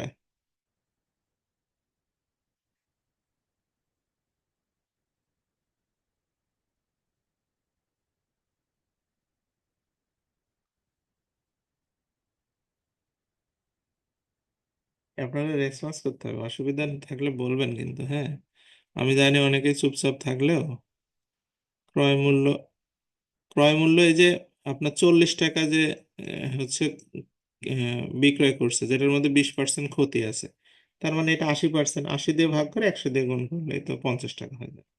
মানে এটা দিয়ে এটা কেটে দেন, এটা দিয়ে এটা কাটলে 2, 2 দিয়ে এটা কাটলে 50। হুম। আচ্ছা, এর পরের প্রশ্নটা বলছে একজন মুদি দোকানদার কি করছে, সে হচ্ছে 10% লাভে চাল বিক্রি করে, কিন্তু বাটখারার থেকে 20% কম দেয়, তার শতকরা কত লাভ হয়? হুম। এবার দেখি শারমিন কি বলে। শারমিন এবার বলেন দেখি, যে 10% লাভ করে আবার ওজনে 20% কম দেয়, তাহলে কয় পার্সেন্ট লাভ হয়? হুম। শারমিন এবার কি 30% হবে? না স্যার, 30% হবে না, কিন্তু কত হবে বলতে হ্যাঁ, পারতেছি না। রাইট, 30% হবে না এটা নিশ্চিত, যে 30% হবে না মানে আমরা 20 আর 10 যোগ করে 30% আর করতেছি না, এই ভুল আর বারবার, হ্যাঁ, করা যাবে একই না। ভুল করবো না। আমরা হয়তো এখনো বুঝতে পারছি না যে কত পার্সেন্ট হবে, বাট এটা নিশ্চিত যে 30% উত্তর হবে না। হুম। তো যাই হোক, সে মুদি দোকানদার 10% লাভে বিক্রি করে। দেখবেন যে অনেক দোকানদারের কাছে গেলে বলে যে ভাই আসলে কেনা দামে বিক্রি করতেছি, অসুবিধা বুঝবেন যে সে বাটপার, কেনা দামে কি জন্য বিক্রি করবে। হ্যাঁ, সোহেল। স্যার 110 টাকা লাভ। হ্যাঁ, হ্যাঁ সোহেল বলেন, শুনতে পাচ্ছি। স্যার এবার কিন্তু 110 টাকা লাভ হবে। হলো, হ্যাঁ, ওজনে আবার 20% কম দিছে কিন্তু, মানে তো কম 1 কেজির জায়গায় সে 800 গ্রাম কমছে। দিবে, 1 কেজির জায়গায় জি সে স্যার। 800 গ্রাম দিবে, বুঝতে পারছেন? হুম। 1 কেজি যে চাল বেচার কথা না, সেটাতে দিবে কয় গ্রাম, 800 গ্রাম দিবে। হ্যাঁ। তো যাই হোক, আমরা এইটা একটু বোঝার চেষ্টা করি। হ্যাঁ, এটা আমরা ভালোভাবে কনসেপ্টটা ক্লিয়ার করার চেষ্টা করি কোন জায়গায় সমস্যা। তো দেখেন, মানে এই যখন কোনো ব্যবসায়িক আপনাকে বলবে যে এই দামে আমার কেনা আছে, বা বলবে যে ভাই লসে বিক্রি করতেছি, কেনা দামের থেকেও লসে, বা বলবে আমার 300 টাকা কেনা আছে, আপনি 280 টাকা, যেমন মাছের বাজারে গেলে লোকজন এসব কথা বলে যে ভাই মাছ নষ্ট হয়ে যাবে আপনি নিয়ে, এইগুলো সবই মিথ্যা কথা। হ্যাঁ, আপনার ওরা যদি আপনাকে কেনা দামে যদি ভাউচার দেখায়ও দেয়, তার মানে বুঝবেন যে ওজনে কম দিচ্ছে, কোনো একটা ঝামেলা আছে। তাছাড়া মানুষ এত পরিশ্রম করে আপনার হচ্ছে কষ্ট করে কেন নিজের টাকা খরচ করে আপনাকে কম দামে জিনিস নিয়ে এসে দিবে? তো সেই সব মুদি দোকান হচ্ছে এদের এদের মতো, যারা ওজনে অনেক সময় কম দেয়। তো এখানে দেখেন, আমরা প্রথম কথা হচ্ছে কনসেপ্টটা বোঝার খাতিরে আমি যেভাবে প্র্যাকটিস করতেছি সেভাবে করেন। 1 কেজি চালের দাম মনে করি 100 টাকা, কাছাকাছি চলে গেছে, আমি সেদিন কিনলাম তো, আমার থেকে 80 টাকা নিল, তার মানে আর কয়েকটা দিন গেলে আশা করা যায়। আগে যখন ছিল তখন হচ্ছে বলতো যে শেখ হাসিনার সময় চালের দাম হয়েছিল 65 টাকা কেজি। তো তখন সবাই বলতো যে 65 টাকা কেজি, এটা আসলে কেমন হয়ে যায়, এ চালের দাম আর 6 টাকা বাড়ায় 71 টাকা করলে, 71 সালের আমাদের মুক্তিযুদ্ধ হয়েছে, তাহলে 71 টাকা কেজি চাল, তাহলে খুব সুন্দর হতো। হ্যাঁ। তে এখন হচ্ছে এটা নিয়ে মানে যাই হোক, মুক্তিযুদ্ধকে নিয়ে একটা ধরেন উপহাস করাই লাগবে, মানে মুক্তিযুদ্ধ যে আমাদের একটা দেশে হয়েছিল, এটা যে খুব খারাপ একটা কিছু হয়েছে, এইটা ধরেন সবার প্রমাণ করার জন্য ফেসবুক থেকে শুরু করে উঠে পড়ে লাগলো, মানে যাই হোক মুক্তিযুদ্ধ যাইতে হবে আর কি, 71 টাকায় চাল হলে ভালো হতো। তো এখন মোটামুটি 84 টাকায় চলে গেছে, দেখ মুক্তিযুদ্ধ পার হয়ে গেছে। হুম। এখন মনে করেন যে আমাদের আস্তে আস্তে ওই ইয়েতে চলে যাবো আমরা, 2024 সালে আমাদের যেহেতু বিপ্লব হয়েছে, তাহলে আমরা 2024 টাকা কেজিতে একটা যাওয়ার চিন্তা ভাবনাতে আমরা আছি। তো যাই হোক, তো এখানে ধরেন 1 কেজি চালের দাম আমি ধরলাম 100 টাকা, বুঝতে পারছেন? 1 কেজি চালের দাম হচ্ছে 100 টাকা, হয়ে যাবে কয়েকদিনের পর, আমরা সেই খুশিতে থাকবো আশা করা যায়। 1 কেজি চালের দাম 100 টাকা। আচ্ছা, 100 টাকা। ওকে। তাহলে সে কি করলো, সে এই যে 1 কেজি চাল 100 টাকা, সে এখন এটা বিক্রি করবে কত টাকা দিয়ে? বিক্রি করবে কিন্তু হচ্ছে দেখেন বিক্রির সময় সে কিন্তু 1 কেজি দিবে না, সে কি করবে 20% কম দিবে, মানে 800 গ্রাম চাল দিবে, 800 গ্রাম চাল সে দিবে। হ্যাঁ। তো তাহলে 1 কেজি চালের দাম যদি 100 টাকা হয় তাহলে 800 গ্রামের দাম কত হবে? 800 গ্রামের দাম মানে 1 গ্রামের দাম কত হচ্ছে? 800 গ্রামের দাম, 1 গ্রামের দাম কত হবে?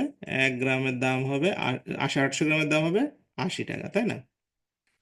80 টাকা। 1000, 1000 গ্রামে 1 কেজি না? হুম। তাহলে 1 কেজির দাম যদি 100 টাকা হয় তাহলে 800 গ্রামের দাম হবে 80 টাকা। এই এই 80 টাকার চাল 800 গ্রামের হচ্ছে বিক্রয় মূল্য কত হবে? এটার বিক্রয় মূল্য হবে হচ্ছে, বিক্রয় করবে সে কত টাকায়? 100 টাকার সাথে আরো 10% সে লাভ যোগ করবে। তার মানে 10% লাভ যোগ করে সে 110 টাকা বিক্রি করবে। বুঝতে পারছেন? সে তো আর আপনাকে বলবে না যে আমি ওজনে কম দিচ্ছি। তার মানে সে বিক্রি করবে হচ্ছে 110 টাকায়। সে মানে 800 গ্রাম চাল যেটা সে আপনাকে দিল ওজনে, সেটা তার কেনা ছিল 80 টাকা, বাট সে বিক্রি করবে 110 টাকায়। তাহলে তার লাভ হবে কয় টাকা? লাভ হবে 110 টাকা থেকে আপনি 80 টাকা বাদ দিলে 30 টাকা, তাই না? 30 টাকা লাভ। এখন শতকরা লাভ কত? তাহলে 30 টাকা লাভ হবে আপনার। 30 টাকা লাভ হবে কত টাকাতে? 80 টাকাতে। আপনার 80 টাকা পকেট থেকে খরচ করে আপনার 30 টাকা লাভ করতেছেন, গুণন 100। তাহলে আপনার এটা যদি আমরা কাটাকাটি করি, প্রথমে এই শূন্য কেটে দিই, তারপরে 2 দিয়ে কাটলে এটা হচ্ছে 4, আর 2 দিয়ে কাটলে এটা হচ্ছে 5, 4 দিয়ে এটা কাটলে 7.5, তাই না? তাহলে 37.5, অর্থাৎ 37.5% আপনার লাভ হবে। হ্যাঁ, আপনার যদি ওজনে কম দেন, মানে 20% কম দিলে 37.5% লাভ হবে। তাপস দেখি কি বলে। তাপস, আর ওই যে 400 গ্রাম স্যার কোথা থেকে আসলো স্যার? 400 না, এটা 800। হ্যাঁ, 2800। 1 কেজিতে কত গ্রাম হয়? 1 কেজিতে 1000 গ্রাম হয় না? জি স্যার, জি স্যার। 1000 গ্রাম হয়, তো 1000 গ্রাম তো সে দিচ্ছে না, 20% কম দিচ্ছে। 1000 গ্রাম মানে 1 কেজি চালের মূল্য হচ্ছে 100 টাকা। তাহলে 800 গ্রাম দিচ্ছে না, 20% কম দিলে 800 গ্রাম দেবে তো। তাহলে 800 আচ্ছা, গ্রামের বুঝতে দাম পেরেছি। হচ্ছে 80 টাকা, সেই 80 টাকা থেকে সে বিক্রি করতে হচ্ছে 110 টাকায়। হ্যাঁ, তাহলে তার লাভ হচ্ছে কত টাকা? 30 টাকা লাভ হচ্ছে। 80 টাকা খরচ করে তার 30 টাকা লাভ হচ্ছে। হ্যাঁ, ওকে জি স্যার, বুঝতে পেরেছি। ওকে, তাহলে আমরা পরেরটাতে যাই। হ্যাঁ, আমাদের মূলত আগের লেকচার যেটা ছিল ওই ওই পর্যন্তই, 35 পর্যন্ত ছিল, একদিনে শেষ করতে পারি নাই। দেখ আর দু একটা, 1000 গ্রাম ধরে, হ্যাঁ 1000 গ্রাম ধরে নিতে হবে, তাহলে আপনার জন্য খুবই সহজ হবে। তাছাড়া আপনি কোনোভাবে এটা মিলাতে পারবেন না। আচ্ছা, এই আর 36, 37 এই অঙ্কগুলো আপনারা বাসায় করে ফেলবেন, আমি 38 করবো। ওই দুটো খুব সহজ অঙ্ক। একজন কলা বিক্রেতা 5% ফল পচে গেছে, আরো 5% নষ্ট হয়ে গেছে, বাকি ফল শতকরা বিক্রি করলে মোটের উপরে 20% লাভ হবে। আচ্ছা, খুব সহজ কথা। সে মনে করি 100 টাকার ফল তার কাছে ছিল। হ্যাঁ, মনে করি মনে করি তার 100 টাকার ফল ছিল। 100 টাকার ফল ছিল।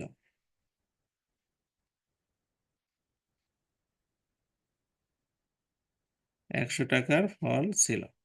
তাহলে 100 টাকার যে ফল ছিল, হুম, তো 100 টাকার ফলের মধ্যে সে অবশিষ্ট থাকলো কতটুকু? অবশিষ্ট থাকলো হচ্ছে এই 100 টাকার থেকে প্রথমে হচ্ছে 5 টাকার ফল পচে গেছে, তাহলে বাদ দেন। আর 5 টাকা গাড়িতে আসার সময় নষ্ট হয়ে গেছে, বাদ দেন। তাহলে হলো 95 টাকা। এই 95 টাকার ফল তার কাছে অবশিষ্ট আছে। না না, সরি, 90 টাকা, দুইটা বাদ যাবে। 90 টাকার ফল তার কাছে অবশিষ্ট আছে, তাই না? এখন সে কি করবে? 20% লাভে বিক্রি করবে। তাহলে বিক্রয় মূল্য কত হবে? বিক্রয় মূল্য হবে হচ্ছে এই যে 100 টাকার উপরে সে 20% লাভ, মানে 20 টাকা লাভ হয়ে সে 120 টাকায় বিক্রি করবে। 120 টাকায় বিক্রি করবে। হ্যাঁ, তাহলে আপনার বেশি বিক্রি করতে হবে। হ্যাঁ, বেশি বিক্রি করতে হবে কয় টাকা? 30 টাকা। আপনি যদি 30 টাকা বেশি বিক্রি করতে পারেন তাহলে আপনার লসটা মানে পচা টচা যা ছিল সব বাদ দিয়েও আপনার লাভ থাকবে। তাহলে শতকরা লাভ কত হলে? 30 টাকা লাভ করতে হবে কয় টাকাতে? 30 টাকা লাভ করতে হবে 90 টাকাতে, গুণন 100 টাকা। তাহলে এটা দিয়ে এটা কাটলে 3, 3 দিয়ে 100 কাটলে 3 তেত্রিশে 99, 33.1/3%। হ্যাঁ, মানে 30 টাকা আপনার লাভ করতে হবে 90 টাকাতে, বুঝতে পারছেন?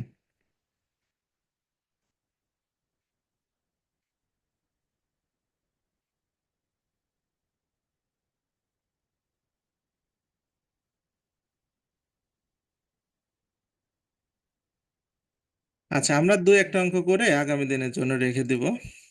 আগামী দিনে আবার বাদ বাকিটা শেষ করার চেষ্টা করব। 39, 40 এগুলো আপনাদের নিজেরাই করতে পারবেন। আমি 41-এ চলে যাই। যেগুলো এক লাইনের অঙ্ক, দুই লাইনের অঙ্ক খুবই ছোট, ওইগুলো আমি বাদ দিয়ে যাই। ওগুলো আপনারা একটু দেখলেই পারবেন। কোনোটা সমস্যা হলে সেটা তো পরে করে দেওয়া যাবে। হুম, ওটা সমস্যা না। আচ্ছা, এটাতে আসি। 41-এ কি বলছে? এগুলো কিন্তু সবই পরীক্ষায় আসা প্রশ্ন, বুঝছেন? আপনারা হয়তো এগুলো কখনো কি সবগুলো দেখছেন একসাথে, যে এতগুলো প্রশ্ন এই যাবৎ পর্যন্ত 2017 সাল থেকে 24 সাল পর্যন্ত পরীক্ষায় এতগুলো প্রশ্ন আসছে। মানে আমি এখনো তো তাও সবগুলো দেইনি। মানে আপনাদের টোটাল এখন পর্যন্ত মনে হয় 60টার মতো দেওয়া হয়েছে। হুম। আরো তো প্রায় অনেকগুলো আছে। এগুলো সবই কিন্তু আসছে প্রশ্ন, দেখছেন? একটার সাথে একটা হয়তো বা কিছু মিল আছে হালকা হালকা, কিন্তু হুবহু যে মিল আছে তা কিন্তু না। হুম। আচ্ছা, এগুলো সবই কিন্তু পরীক্ষায় আসে। তার মানে কত পরিমাণ পড়াশোনা দরকার? 10 টাকায় 12টা কিনে 12 টাকায় 10টা বিক্রি করলে শতকরা কত লাভ হবে না ক্ষতি হবে? ঠিক আছে। আচ্ছা। হুম। না, শীট দিয়ে দিছি অনেক। ওই যে দেখেন হোয়াটসঅ্যাপে শীট শেয়ার করা আছে, শীট শেয়ার করে দিছি। 10 টাকায় 12টা দরে কিনবে, আর 10 টাকায় হচ্ছে 8টা দরে বিক্রি করবে। হ্যাঁ, তাহলে শতকরা কত লাভ হবে না ক্ষতি হবে? হুম। আচ্ছা, তাহলে আহ, প্রথমে আমরা আগে ক্রয় মূল্যটা বের করি। এখানে বলছে 10 টাকায় 12টা, তাহলে 10 মানে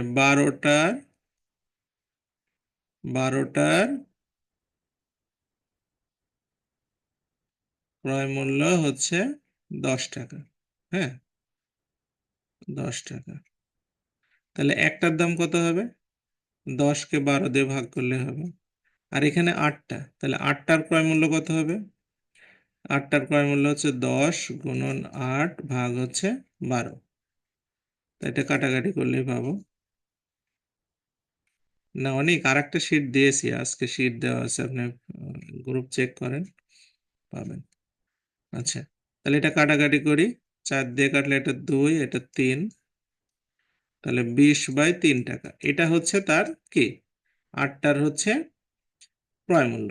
আচ্ছা, আর বিক্রয় মূল্য কত? বিক্রয় মূল্য এই যে বলছে 8টা 10 টাকা, তাহলে 10 টাকা হচ্ছে তার বিক্রয় মূল্য। তাহলে লাভ হলো না লস হলো? অবশ্যই লাভ হয়েছে, কারণ এটা ভাগ করলে কম হবে। তাহলে লাভ হলো কত টাকা? লাভ হলো এই 10 টাকা থেকে এটা বাদ দিতে হবে। এটা বাদ দিলে লাভের টাকা পাবো।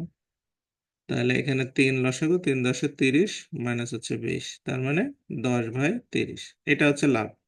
বলছে শতকরা লাভ না ক্ষতি। তাহলে লাভ হলো কয় টাকা আমার? 10/3 টাকা লাভ। কেনা দাম হচ্ছে 20/3 টাকা গুণন 100, তাহলে 3 উঠে গেল, 50% লাভ। হ্যাঁ, 50%, অর্থাৎ হচ্ছে 50% তার লাভ হবে। হ্যাঁ।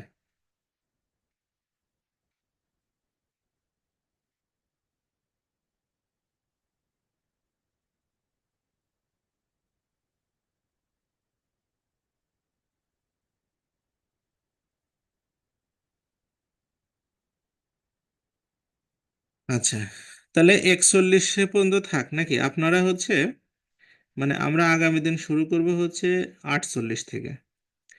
হ্যাঁ, 48 থেকে শুরু করব। আর 48, হ্যাঁ 48 থেকে আমরা শুরু করব। আপনারা হচ্ছে তাপস বলেন। স্যার এখানে স্যার 8 টাকা তো বিক্রয়, স্যার 8টি তো বিক্রয় করে, এখানে স্যার বিক্রয়টা কেন অ্যাড হলো স্যার হ্যাঁ হ্যাঁ, কোন জায়গায়? বিক্রয় বলতে এই যে 8টি বিক্রয় করে, 8টি দরে বিক্রয় করে, এই যে নিচে যে 8 আসলো, এই যে আমরা 12টি ক্রয় করলাম 10 টাকা, তারপর 1 টাকা 1 টাকাটা বার করলাম একটা দাম, হ্যাঁ। একটির ক্রয় মূল্য, তারপর যে আমরা 8টা এখানে এখানে এখানে অ্যাড করলাম। 8টা বের না করলে আপনি বুঝবেন কিভাবে? এখানে ধরেন 8টা বিক্রি করছেন 10 টাকায়, তাহলে 8টা কিনলেন কয় টাকায়? হুম।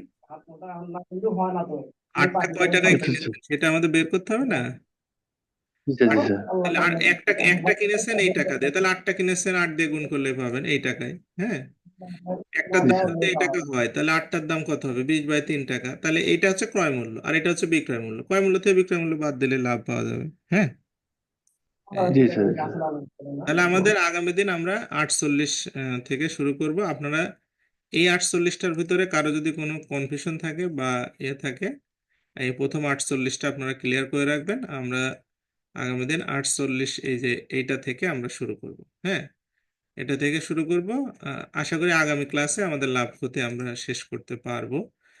আছে অনেকেই, তারপরেও যদি মানে যতটুকু সম্ভব হয় আমি চেষ্টা করব শেষ করার। হ্যাঁ, মানে প্রায় 90টার মতো টোটাল অঙ্ক আছে লাভ ক্ষতির। হ্যাঁ, আচ্ছা, আমরা গ্রুপ ভার্বের যে বিষয়টা আছে আমাদের গতদিন, আপনারা অ্যাপ্রোপ্রিয়েট প্রিপোজিশন কি কেউ পড়েছেন? পড়ার মানে সুযোগ হয়ে দেখছেন কি যে কোথায় কি সমস্যা বা কি, মানে পড়ার পরে কেমন মনে হচ্ছে?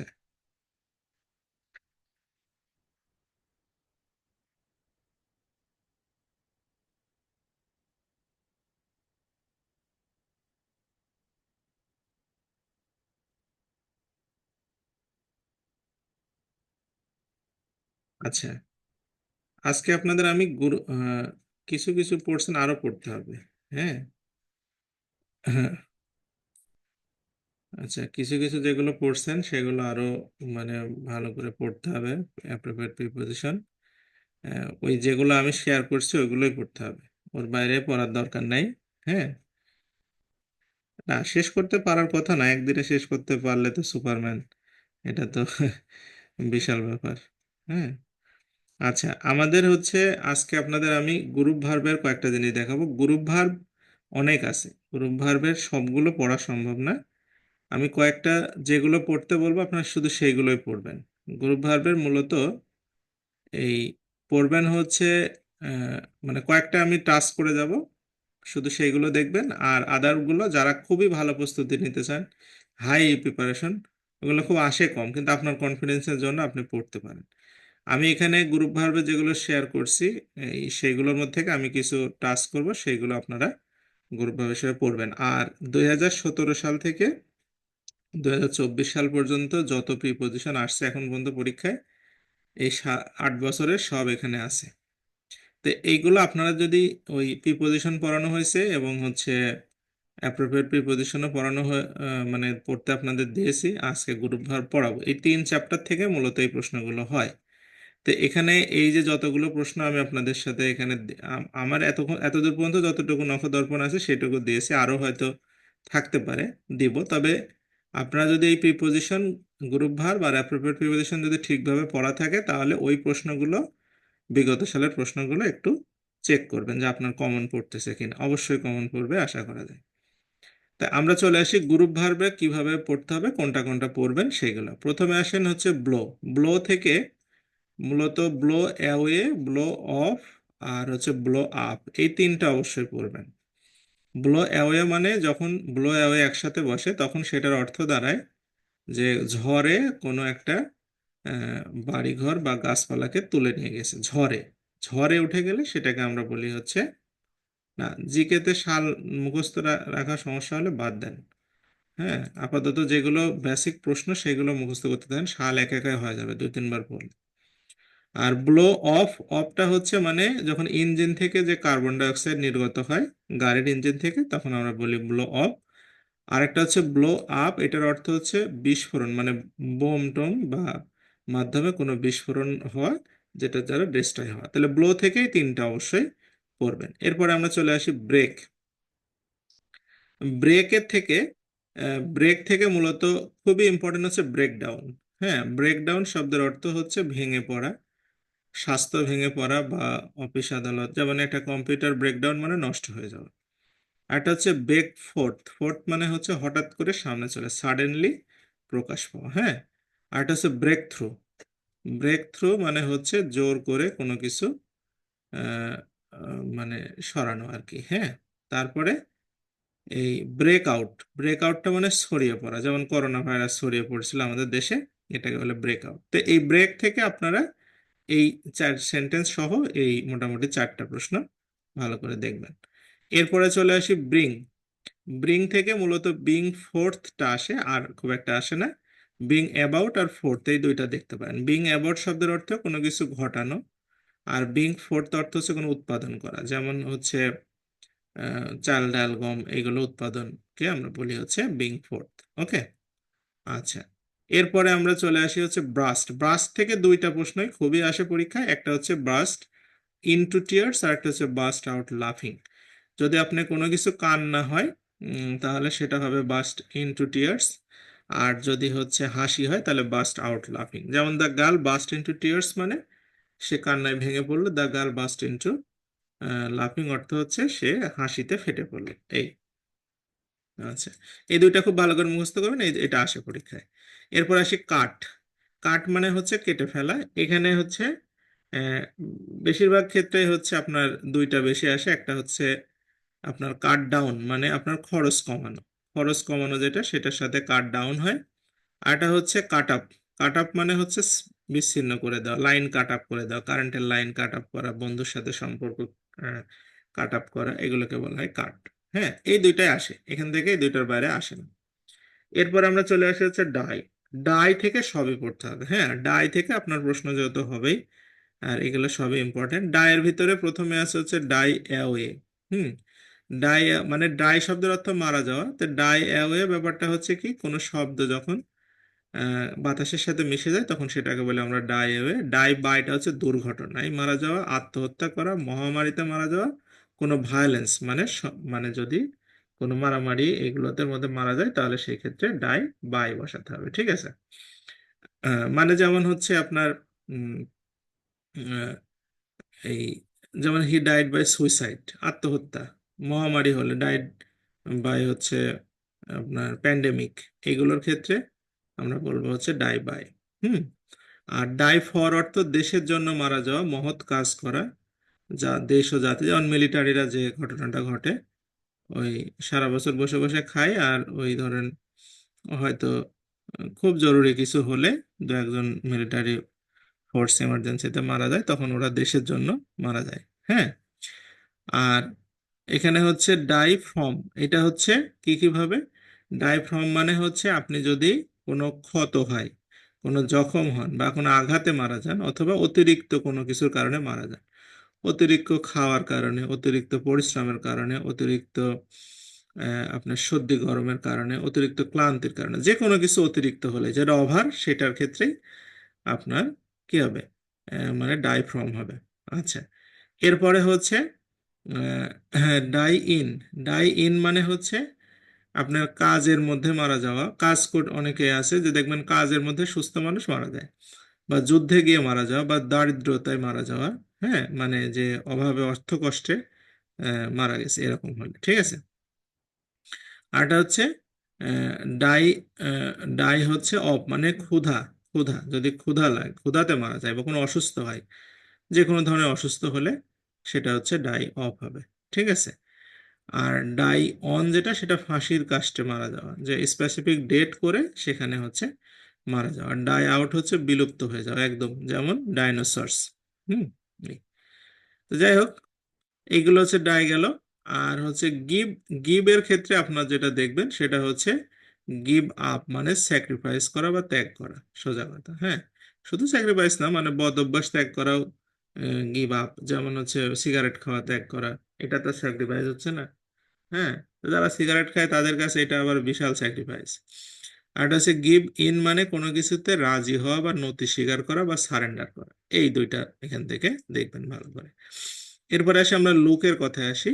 লুকটা খুবই ইম্পর্টেন্ট। লুকের ভিতরে স্পেশালি লুক ইনটু আর লুক ডাউন আপন, এই দুইটা বেশি আসে। লুক ডাউন আপনটা কি, কাউকে ঘৃণা করাকে লুক ডাউন আপন বলে। যেমন don't look down upon the poor, গরিব মানুষকে ঘৃণা করতে হয় না। লুক ইনটু অর্থ হচ্ছে তদন্ত করা, মানে কোনো কিছুতে আপনার পুলিশ এই কাজটা করে অথবা গোয়েন্দা সংস্থার এই কাজটা করে, ইনভেস্টিগেশন করা যেটা সেটা। ঠিক আছে, এই দুইটা খুব ইম্পর্টেন্ট। আরটা হচ্ছে লুক আপ। এটার অর্থ হচ্ছে ডিকশনারিতে যখন আপনি কোনো শব্দ খুঁজবেন, এখন তার কেউ খুঁজে না, এখন সব গুগলেই পাওয়া যায়, তা আগে ডিকশনারি কিনে কিনে আমরা খুঁজতাম। এই ডিকশনারিতে শব্দ খুঁজে বের করার ক্ষেত্রে আপনার লুক আপ বসাতে হবে। আর একটা আছে লুক ফর, মানে সার্চ করা, কেউ হারিয়ে গিয়েছে তাকে সার্চ করতেছেন, অথবা আপনার নতুন বন্ধু সার্চ করতেছেন এরকম। আর লুক আফটার মানে যত্ন নেওয়া, এটা খুব আসে, কে কার যত্ন নেয়, এটা হচ্ছে লুক আফটার। আর লুক ওভার মানে পরীক্ষার খাতা দেখা, আমরা যে পরীক্ষার খাতাগুলো দেখি এগুলোতে হচ্ছে লুক ওভার। হ্যাঁ, আর এখানে আসলে আর লাগবে না। এরপর আমরা রানে চলে যাই। রান থেকে মূলত হচ্ছে রান অ্যাক্রসটা খুব ইম্পর্টেন্ট, মানে কারোর সাথে সাক্ষাৎ হলে রান অ্যাক্রস। আর পুলিশ যদি তাড়া দেয় বা কেউ যদি তাড়া দেয়, গ্রামের মানুষ তাড়া দেয় অনেক সময়, সেটা রান আফটার। হুম। আর একটা হচ্ছে রান অ্যাওয়ে, মানে পালানো, তাড়া খেয়ে পালানো আর কি, সেটাকে বলে রান আফটার। আর হচ্ছে আরেকটা হচ্ছে রান ওভার। রান ওভার মানে হচ্ছে গাড়ি চাপা পড়া, গাড়ির নিচে চাপা পড়লে সেটা হবে রান ওভার। এই হচ্ছে আমাদের গ্রুপ ভার্ব। গ্রুপ ভার্ব কিন্তু আরো আছে, আমি অতগুলো আপনাদের পড়াবো না, অতগুলো বিসিএস ছাড়া অন্য কোথাও লাগে না, এইগুলো মনোযোগ দিয়ে পড়লে কমন পড়ে। ঠিক আছে। ফ্লি, ফ্লি মানে হচ্ছে পালানো। হুম। ওই যে ফ্লাইট থেকে ফ্লি আসছে, মানে পালানো। আমাদের দেশের সব নেতা মন্ত্রীরা পালালো। হুম।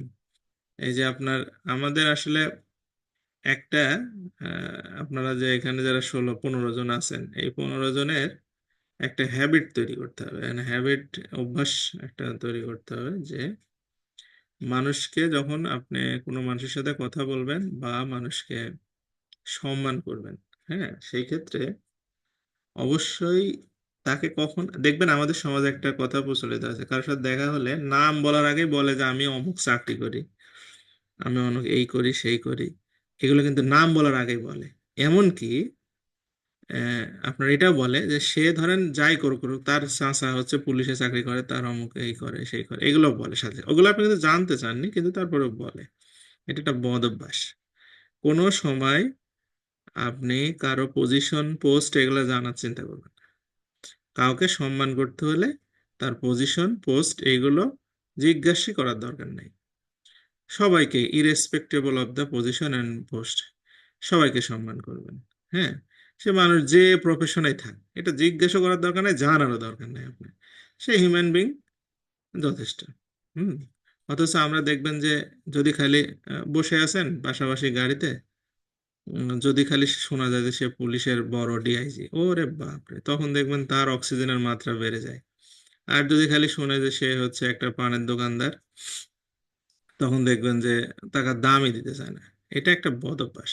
হ্যাঁ, অন্যের পোস্ট, পদবি, পজিশনের জন্য যদি কাউকে আপনার সম্মান করতে হয়, তাহলে বুঝবেন যে আপনার ভিতরে অনেক গলদ আছে। তো এই কাজটা করা যাবে না। হুম। এটা হচ্ছে এক ধরনের বদ অভ্যাস, এটা বাদ দিবেন। হ্যাঁ। আচ্ছা, আমরা আজকে তাহলে চলে যাব কোথায়? গতদিন আমরা বাংলায় তুর্কি শাসন পর্যন্ত যতদূর সম্ভব হয় শেষ করছি নাকি?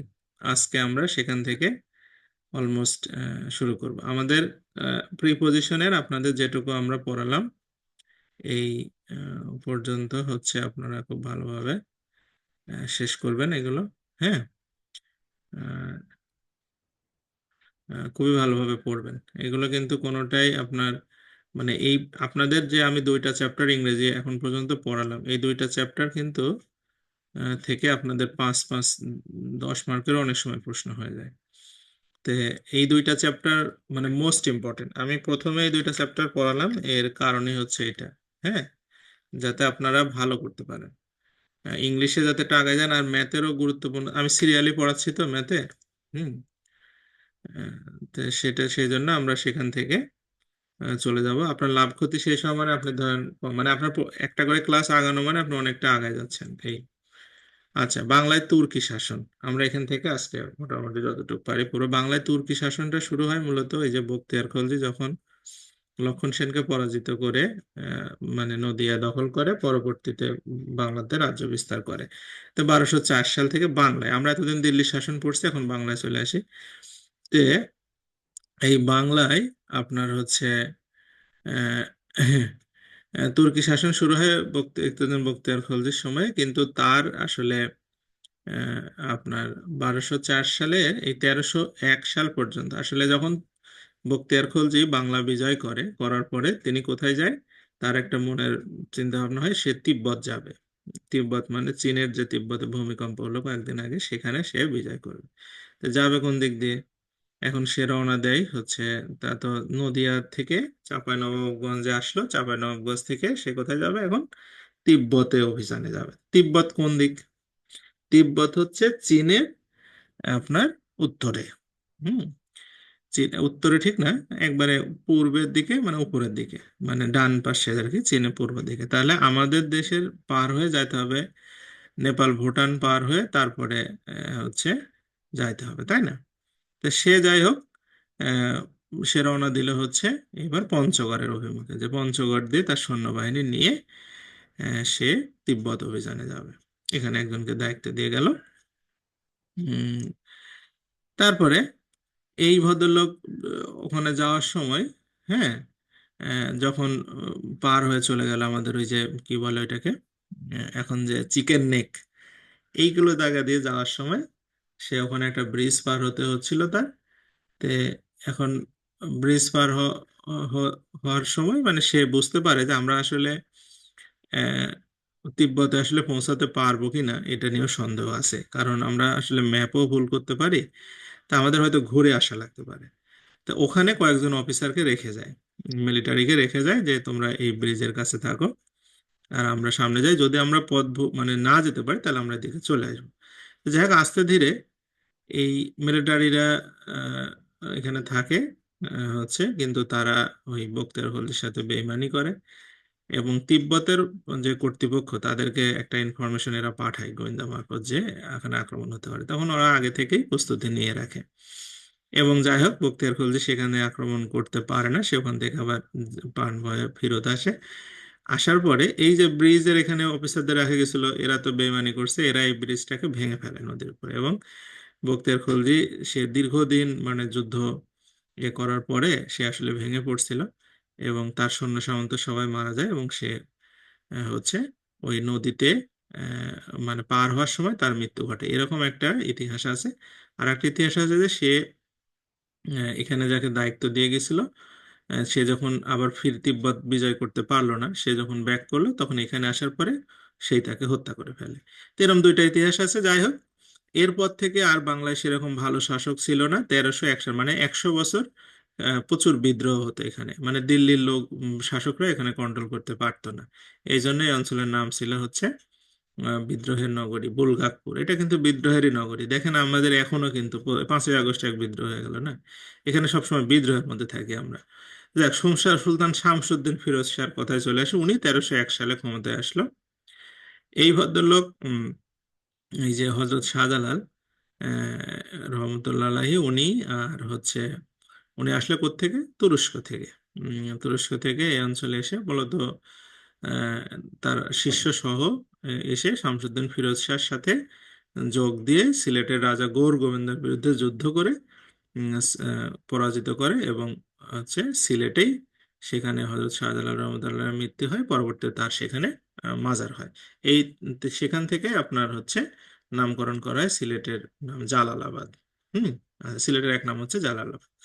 এরপরে এই 1338 সাল থেকে 1538 সাল, আচ্ছা, এই সময় হচ্ছে ওখানে পাওয়ারে ছিল কে? মোহাম্মদ বিন তুগলক।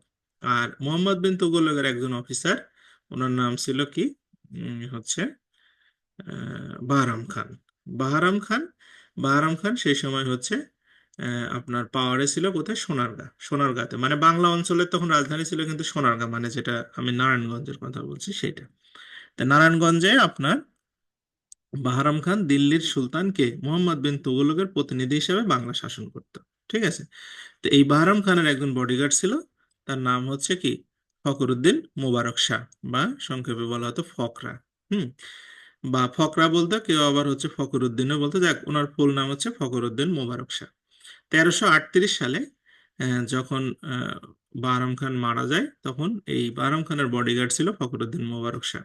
তাহলে বাহরাম খান মারা গেছে, এই খবর চিঠি যাবে কোথায়? দিল্লিতে মোহাম্মদ বিন তুগলকের কাছে। মোহাম্মদ বিন তুগলক ওখান থেকে একজনকে আবার নিয়োগ দিবে, সে আসবে এই সোনারগাঁতে। আগে তার ফোন ছিল না যে ফোনে বলে দিলে অফিসার পোস্টিং হয়ে গেলো, বিমানে চলে আসলো।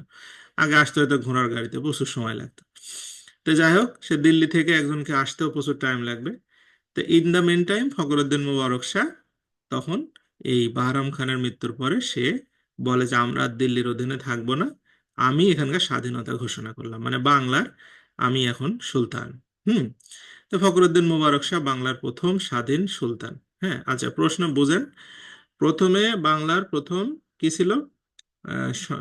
হচ্ছে রাজা ছিল শশাঙ্ক। বাংলার প্রথম সম্রাট ছিল চন্দ্রগুপ্ত মৌর্য, মনে আছে? তারপরে বাংলার প্রথম এবার সুলতান হলো, বাংলার সুলতান হলো, স্বাধীন সুলতান কে হলো? ফখরুদ্দিন মুবারক শাহ। ফখরুদ্দিন মুবারক শাহ বাংলার প্রথম 1338 সালে উনি হচ্ছে আহ, এই মানে ক্ষমতায় আসে। কিন্তু ফখরুদ্দিন মুবারক শাহ বেশি দিন ক্ষমতায় থাকতে পারেনি। হুম। মাত্র 12 বছর 13 বছর ক্ষমতায় ছিল। তারপরে এই মোহাম্মদ বিন তুগলক আর কি, হ্যাঁ, মোহাম্মদ বিন তুগলক ওখান থেকে লোক পাঠায়, এর সাথে যুদ্ধ করে ফখরুদ্দিন মুবারক শাহকে ক্ষমতা থেকে সরায় দেয়। শামসুদ্দিন ইলিয়াস শাহর কথায় আসি। শামসুদ্দিন ইলিয়াস শাহ এই মোহাম্মদ বিন তুগলকের দরবারে একজন হচ্ছে অফিসার ছিল। সে খুব ভালো আর কি পণ্ডিত মানুষ ছিল। হুম। এবং খুবই জ্ঞানী লোক এবং যুদ্ধ বিদ্যায় পারদর্শী ছিল। এই শামসুদ্দিন ইলিয়াস শাহ দেখেন, খেয়াল করেন, 1342 সালে এই ভদ্রলোক 1338 সালে ফখরুদ্দিন মুবারক শাহ বাংলা দখল করছে। কোথায় রাজধানী? রাজধানী হচ্ছে সোনারগাঁ। আর শামসুদ্দিন ইলিয়াস শাহ চিন্তা করলো, আমি বাংলা যদি শাসন করতে চাই তাহলে আমাকে কোথায় যেতে হবে? সোনারগাঁতে। এখন ফখরুদ্দিন মুবারক শাহের সাথে পারা যাবে না, সে তো খুব পাওয়ারফুল ওখানে। তো সে এসে চলে আসলো চাঁপাইনবাবগঞ্জ। হ্যাঁ, চাঁপাইনবাবগঞ্জে এসে এই যে গৌড় অঞ্চলটা তখন একটু মানে দুর্বল ছিল, তখন এই অঞ্চলে এসে সে আস্তে আস্তে চাঁপাইনবাবগঞ্জের জায়গাটাকে তার আয়ত্তের মধ্যে নিয়ে আসলো 1342 সালে।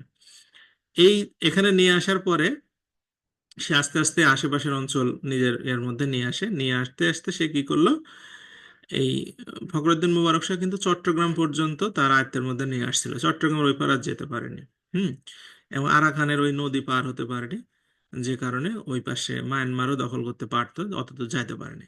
শামসুদ্দিন ইলিয়াস শাহ তখন আস্তে আস্তে এই যখন মানে অভিযান পরিচালনা করে ওদিকে মোহাম্মদ বিন তুগলকের অফিসার পাঠায় ফখরুদ্দিনকে মানে ইয়ে করে ফেলছে, এখানে নতুন একজনকে নিয়োগ দিবে, নিয়োগ দেওয়াই হয়নি। এই সুযোগে শামসুদ্দিন ইলিয়াস শাহ পুরা বাংলা দখল করে নেয়। মানে আপনার এই চাঁপাইনবাবগঞ্জ থেকে শুরু করে এদিকে বঙ্গটঙ্গ যা আছে একেবারে ইয়া পর্যন্ত, চট্টগ্রাম পর্যন্ত, চাটগাঁও পর্যন্ত, হ্যাঁ, দখল করে নিয়ে সে কি করলো, আগে বিভিন্ন অঞ্চলে বিভিন্ন রাজা থাকতো, বগুড়াতে একজন, চাঁপাইনবাবগঞ্জে একজন, আপনার ওই সোনারগাঁতে একজন। এই শামসুদ্দিন ইলিয়াস শাহ এসে বললো যে না, পুরা বাংলা আমার অধীনে থাকবে এবং বাংলার নাম হবে বাংলা। হুম। তার মানে কি? তার মানে হচ্ছে প্রথম বাংলার জনক হচ্ছে শামসুদ্দিন ইলিয়াস শাহ। আগে যেমন পুন্ড, গৌড়, এরকম অনেক রাজ্যের নাম ছিল, সেটা পরে পরে মানে শামসুদ্দিন ইলিয়াস শাহর সময় এসে সে বলল যে না, আমি এখন গোটা অঞ্চলের হচ্ছে রাজা হিসাবে আমি ডিক্লেয়ার করতেছি এবং গোটা অঞ্চলের নাম হবে হচ্ছে কি, হচ্ছে বাংলা। এবং সে রাজধানী ট্রান্সফার করলো পান্ডুয়া, মানে মুর্শিদাবাদের ওখানে। এবং তার উপাধি হলো শাহী বাঙ্গালিয়ান, মানে বাঙ্গালার বাঙালিদের শাহ, শাহ মানে রাজা। হুম। তো প্রথম বাংলাকে একত্রিত করে শামসুদ্দিন ইলিয়াস শাহ, এবং হচ্ছে বাংলা নামটা মূলত তার আমল থেকে শুরু হয়। ঠিক আছে। আচ্ছা, এরপরে এই গিয়াসুদ্দিন আজম শাহর কথা আসি। শামসুদ্দিন ইলিয়াস শাহর মোট 8টা পুত্র ছিল, যার মধ্যে গিয়াসুদ্দিন আজম শাহ হচ্ছে একজন। ঠিক আছে। তো গিয়াসুদ্দিন আজম শাহ, এই গিয়াসুদ্দিন আজম শাহর হচ্ছে মানে এই পুত্র ছোট বউয়ের এটা, আর হচ্ছে বড় বউয়ের ছিল বাদ বাকি 6টা। তে এই মানে গিয়াসুদ্দিন আজম শাহ যখন বড় হয়, তখন তার বাবা হচ্ছে তাকে পাঠায় দেয় ওই সোনারগাঁতে। সোনারগাঁতে তখন ওই শামসুদ্দিন ইলিয়াসের একটা ঘাঁটি ছিল।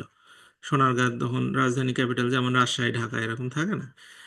তো গিয়াসুদ্দিন আজম শাহ এর ওই মানে সৎ মা, যে গিয়াসুদ্দিন আজম শাহ সৎ মা, তখন শামসুদ্দিন ইলিয়াস শাহকে বোঝায় যে তোমার এই ছেলে তোমাকে হত্যা করে ক্ষমতা দখল করবে, তুমি এই ছেলেকে মেরে ফেলো। গিয়াসুদ্দিন আজম শাহর কথা বলে, সৎ মা তো। ওর 7 ছেলে আর এক ছেলে, এ জ্ঞানী, আজম শাহ অনেক জ্ঞানী, তাহলে দেখা যাচ্ছে যে এই তো রাজা হয়ে যাবে। তো তখন শামসুদ্দিন ইলিয়াস শাহ প্রত্যুত্তরে বলছিল যে আমার ছেলে যদি আমাকে হত্যা করতে পারে দ্যাট মিন সে আমার থেকেও বড় বীর। তে এটা ভালোই, খারাপ কিছু না। তে সে তখন তাকে ওই সোনারগাঁও অঞ্চলের দায়িত্ব দিয়ে পাঠায়।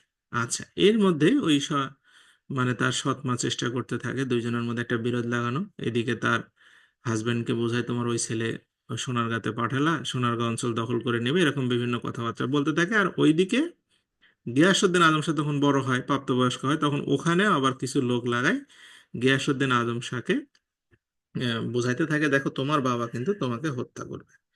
তো দুই বাপ বেটার মধ্যে একটা কি মানে শত্রুতা তৈরি করে মাঝখানে। এই শত্রুতার থেকে 1393 সালে উম, আপনার এই দুই পক্ষই তখন একে অপরের শত্রু হয়ে যায়। শামসুদ্দিন ইলিয়াস শাহ এবং গিয়াসউদ্দিন আজম শাহ বাপ বেটা দুইজন মিলে দুইজনের বিরুদ্ধে যুদ্ধ শুরু করে। চলে আসে একজন একজন গেল কোথা থেকে, চাঁপাইনবাবগঞ্জ মানে মুর্শিদাবাদের পান্ডুয়া থেকে, আর একজন আসলে হচ্ছে নারায়ণগঞ্জ থেকে। তাহলে দেখা হবে কোন জায়গায়? এই বগুড়া পাবনা এদিকে হয়তো কোনো একটা জায়গায় দেখা হয়েছে। তাদের ভিতরে যুদ্ধ হয় এবং গিয়াসউদ্দিন আজম শাহ তার যে মিলিটারি ছিল তাদেরকে বলে যে আপনারা আমার বাবাকে তো কেউ মানে হত্যা করবেন না। হ্যাঁ, যুদ্ধ যাই হোক, আমার যদি যুদ্ধে আমি পরাজিত হই বা আমি বন্দী হব, কিন্তু আমার বাবাকে কেউ হত্যা করবেন না। হুম। কিন্তু মিলিটারিরা কি আর ওর বাবাকে চিনে? মানে ও সৈন্যরা তো চেনে না। তো যাই হোক, একজন হচ্ছে সৈন্য তীর মারে এবং শামসুদ্দিন ইলিয়াস শাহর মাথায় গিয়ে লাগে। লাগার পরে যখন শামসুদ্দিন ইলিয়াস শাহ পড়ে যায়, তারপরে সৈন্যরা থেমে যায়। থেমে যাওয়ার পরে তখন সে দৌড়ায় এসে আজম শাহকে বলে যে আমি একজনকে আঘাত করছি। তার আঘাত লাগার পরেই কি হলো, সবাই থেমে গেছে। তখন বুঝতে পারে যে আসলে আমার বাবারই এটা হয়েছে।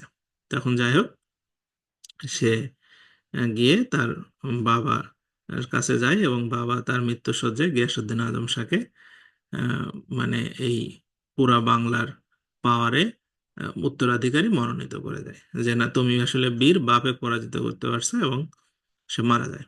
আচ্ছা শামসুদ্দিন ইলিয়াস শাহ মারা গেল। এরপরে 1393 সালে গিয়াসউদ্দিন আজম শাহ পাহাড়ে আসলো। হুম। পাহাড়ে আসার পর কি ঘটনা ঘটলো? এই লোক প্রথমে ওই যে যে ছয় ভাই ছিল, হ্যাঁ, তাদেরকে আগে ধরে নিয়ে এসে সবার হাত কেটে দিল এবং চোখ তুলে ফেললো সবার। কারণ হচ্ছে তারা যদি ভবিষ্যতে কিছু দেখতেও না পায় এবং আমার বিরুদ্ধে কোনো ধরনের ষড়যন্ত্র করে রাষ্ট্র ক্ষমতা দখল করতে না পারে। তো এই ভদ্রলোক একবার বিশাল এক অসুস্থতায় পড়ে গেল। অসুস্থতায় পড়ে যাওয়ার পরে তাদের তো অনেক দাসী বান্দি থাকতো, বউটও অনেক থাকতো। তো যে মানে সবাই ডাক্তার বলে দিল যে গিয়াসউদ্দিন আজম শাহ আর বাঁচবে না। কারণ তিনজন বউ ছিল তার, অনেক বউ ছিল, যার মধ্যে তিনটা বউ তার খুব সেবা যত্ন করতো। তো এই সেবা যত্ন করে তাকে ডাক্তারের কথার বাইরেও তাকে সুস্থ করে তোলে। এই জন্য তার বউদেরকে, ওই তিনটা বউকে সে খুব পছন্দ করতো এবং তাদের সাথে যখন খেলাধুলা দুষ্টামি বা এগুলো করতো, আনন্দ করতো, মজা করতো, গল্প করতো, তখন এই হচ্ছে সে কবিতা লিখতো। কবিতা লিখে লিখে বউদেরকে শোনাতো। আগেকার কবিরা শোনায় না, এখন তার কবিতা টবিতা শোনান লাগে না, এখন ফেসবুকে সব। তো যাই হোক, এই যে কবিতা শোনানোর সময়, এখন কবিতা লিখতে গিয়ে তার রাজা মানুষের মাথায় তার এত কবিতা থাকে না, যে আর এত সুন্দরও হয় না। তখন এই যে পারস্যের যে কবি, পারস্য মানে কোথায় এখন? এটা হচ্ছে ইরানে।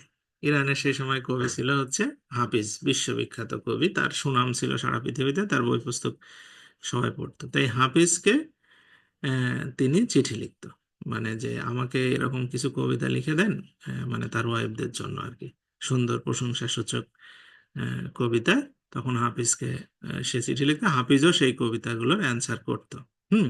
সুন্দর সুন্দর কবিতা লিখে পাঠিয়ে দিত এবং এই কবিতাগুলো সে আবার তার ওই যে তিন ওয়াইফ তাদেরকে পড়ে পড়ে শোনাতো। এই জন্য বলা যায় পারস্যের কবি হাফিজের সাথে গিয়াসউদ্দিন আজম শাহর একটা সম্পর্ক ছিল, পত্রালাপ আর কি হতো। যাই হোক, গিয়াসউদ্দিন আজম শাহর আহ, এই আপনার হচ্ছে উম, পরে এখানে দেখেন 1411 সাল গেল, তাই না?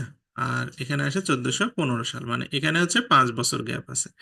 এই 5 বছরে ক্ষমতায় ছিল হচ্ছে কে? রাজা গণেশ।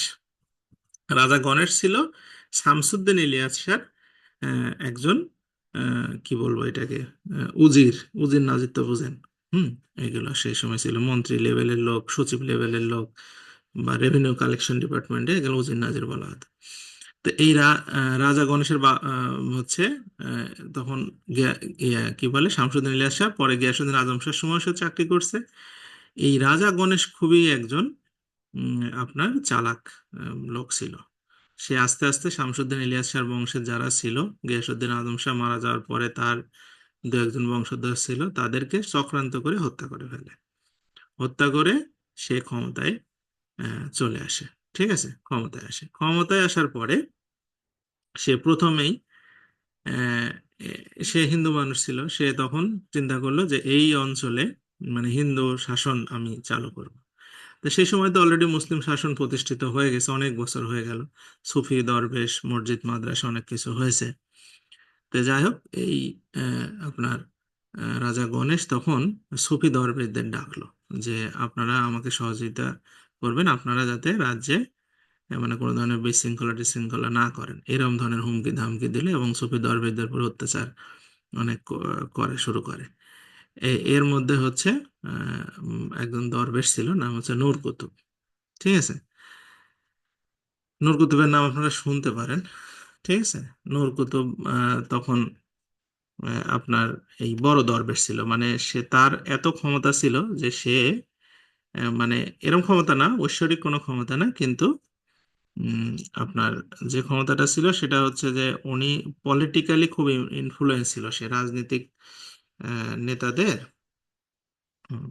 সে প্রভাবিত করতে পারতো কথার মাধ্যমে। তো এই নূর কুতুব তখন হচ্ছে যখন এরকম মুসলিমদের উপর অত্যাচার শুরু হলো, তখন নূর কুতুব কি করলো, দিল্লির শাসক ছিল ইব্রাহিম কাদ্রি। হ্যাঁ, ঠিক আছে, ইব্রাহিম কাদ্রি।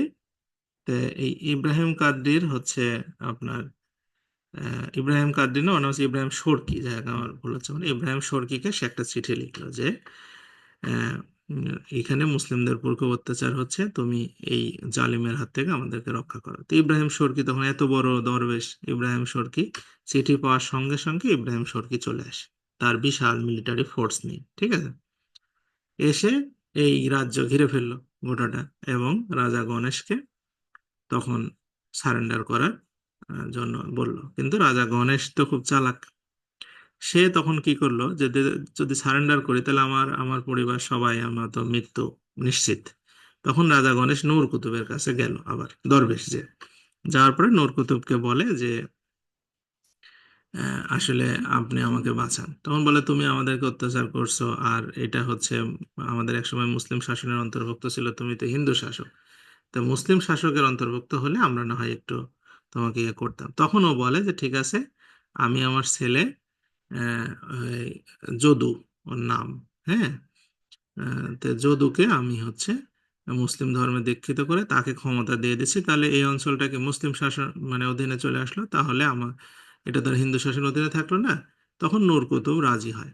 রাজি হওয়ার পরে এই আপনার যদুকে তখন আপনার ইসলাম ধর্মে দীক্ষিত করে তাকে পাওয়ারে বসানো হয় ওই ওই সময়ের মধ্যে, অল্প সময়ের মধ্যে। তখন ইব্রাহিম শর্কিকে তখন নূর কুতুব বলে যে আমাদের এই অঞ্চল এখন মুসলিম শাসনের অধীনে চলে আসছে, তুমি ফিরে যাও। ইব্রাহিম শর্কি খুবই আর কি মানে রাগান্বিত অবস্থায় যে এখানে থেকে মিলিটারি নিয়ে দরবেশের কথা মতো ব্যাক চলে যায়। হুম, ব্যাক চলে গেল। তাহলে 1415 থেকে 16 এক বছর কে তাহলে শাসন ওই মানে তখন ওই যে ওই ছোট ছেলে যদু, যদুকে দায়িত্ব দিল।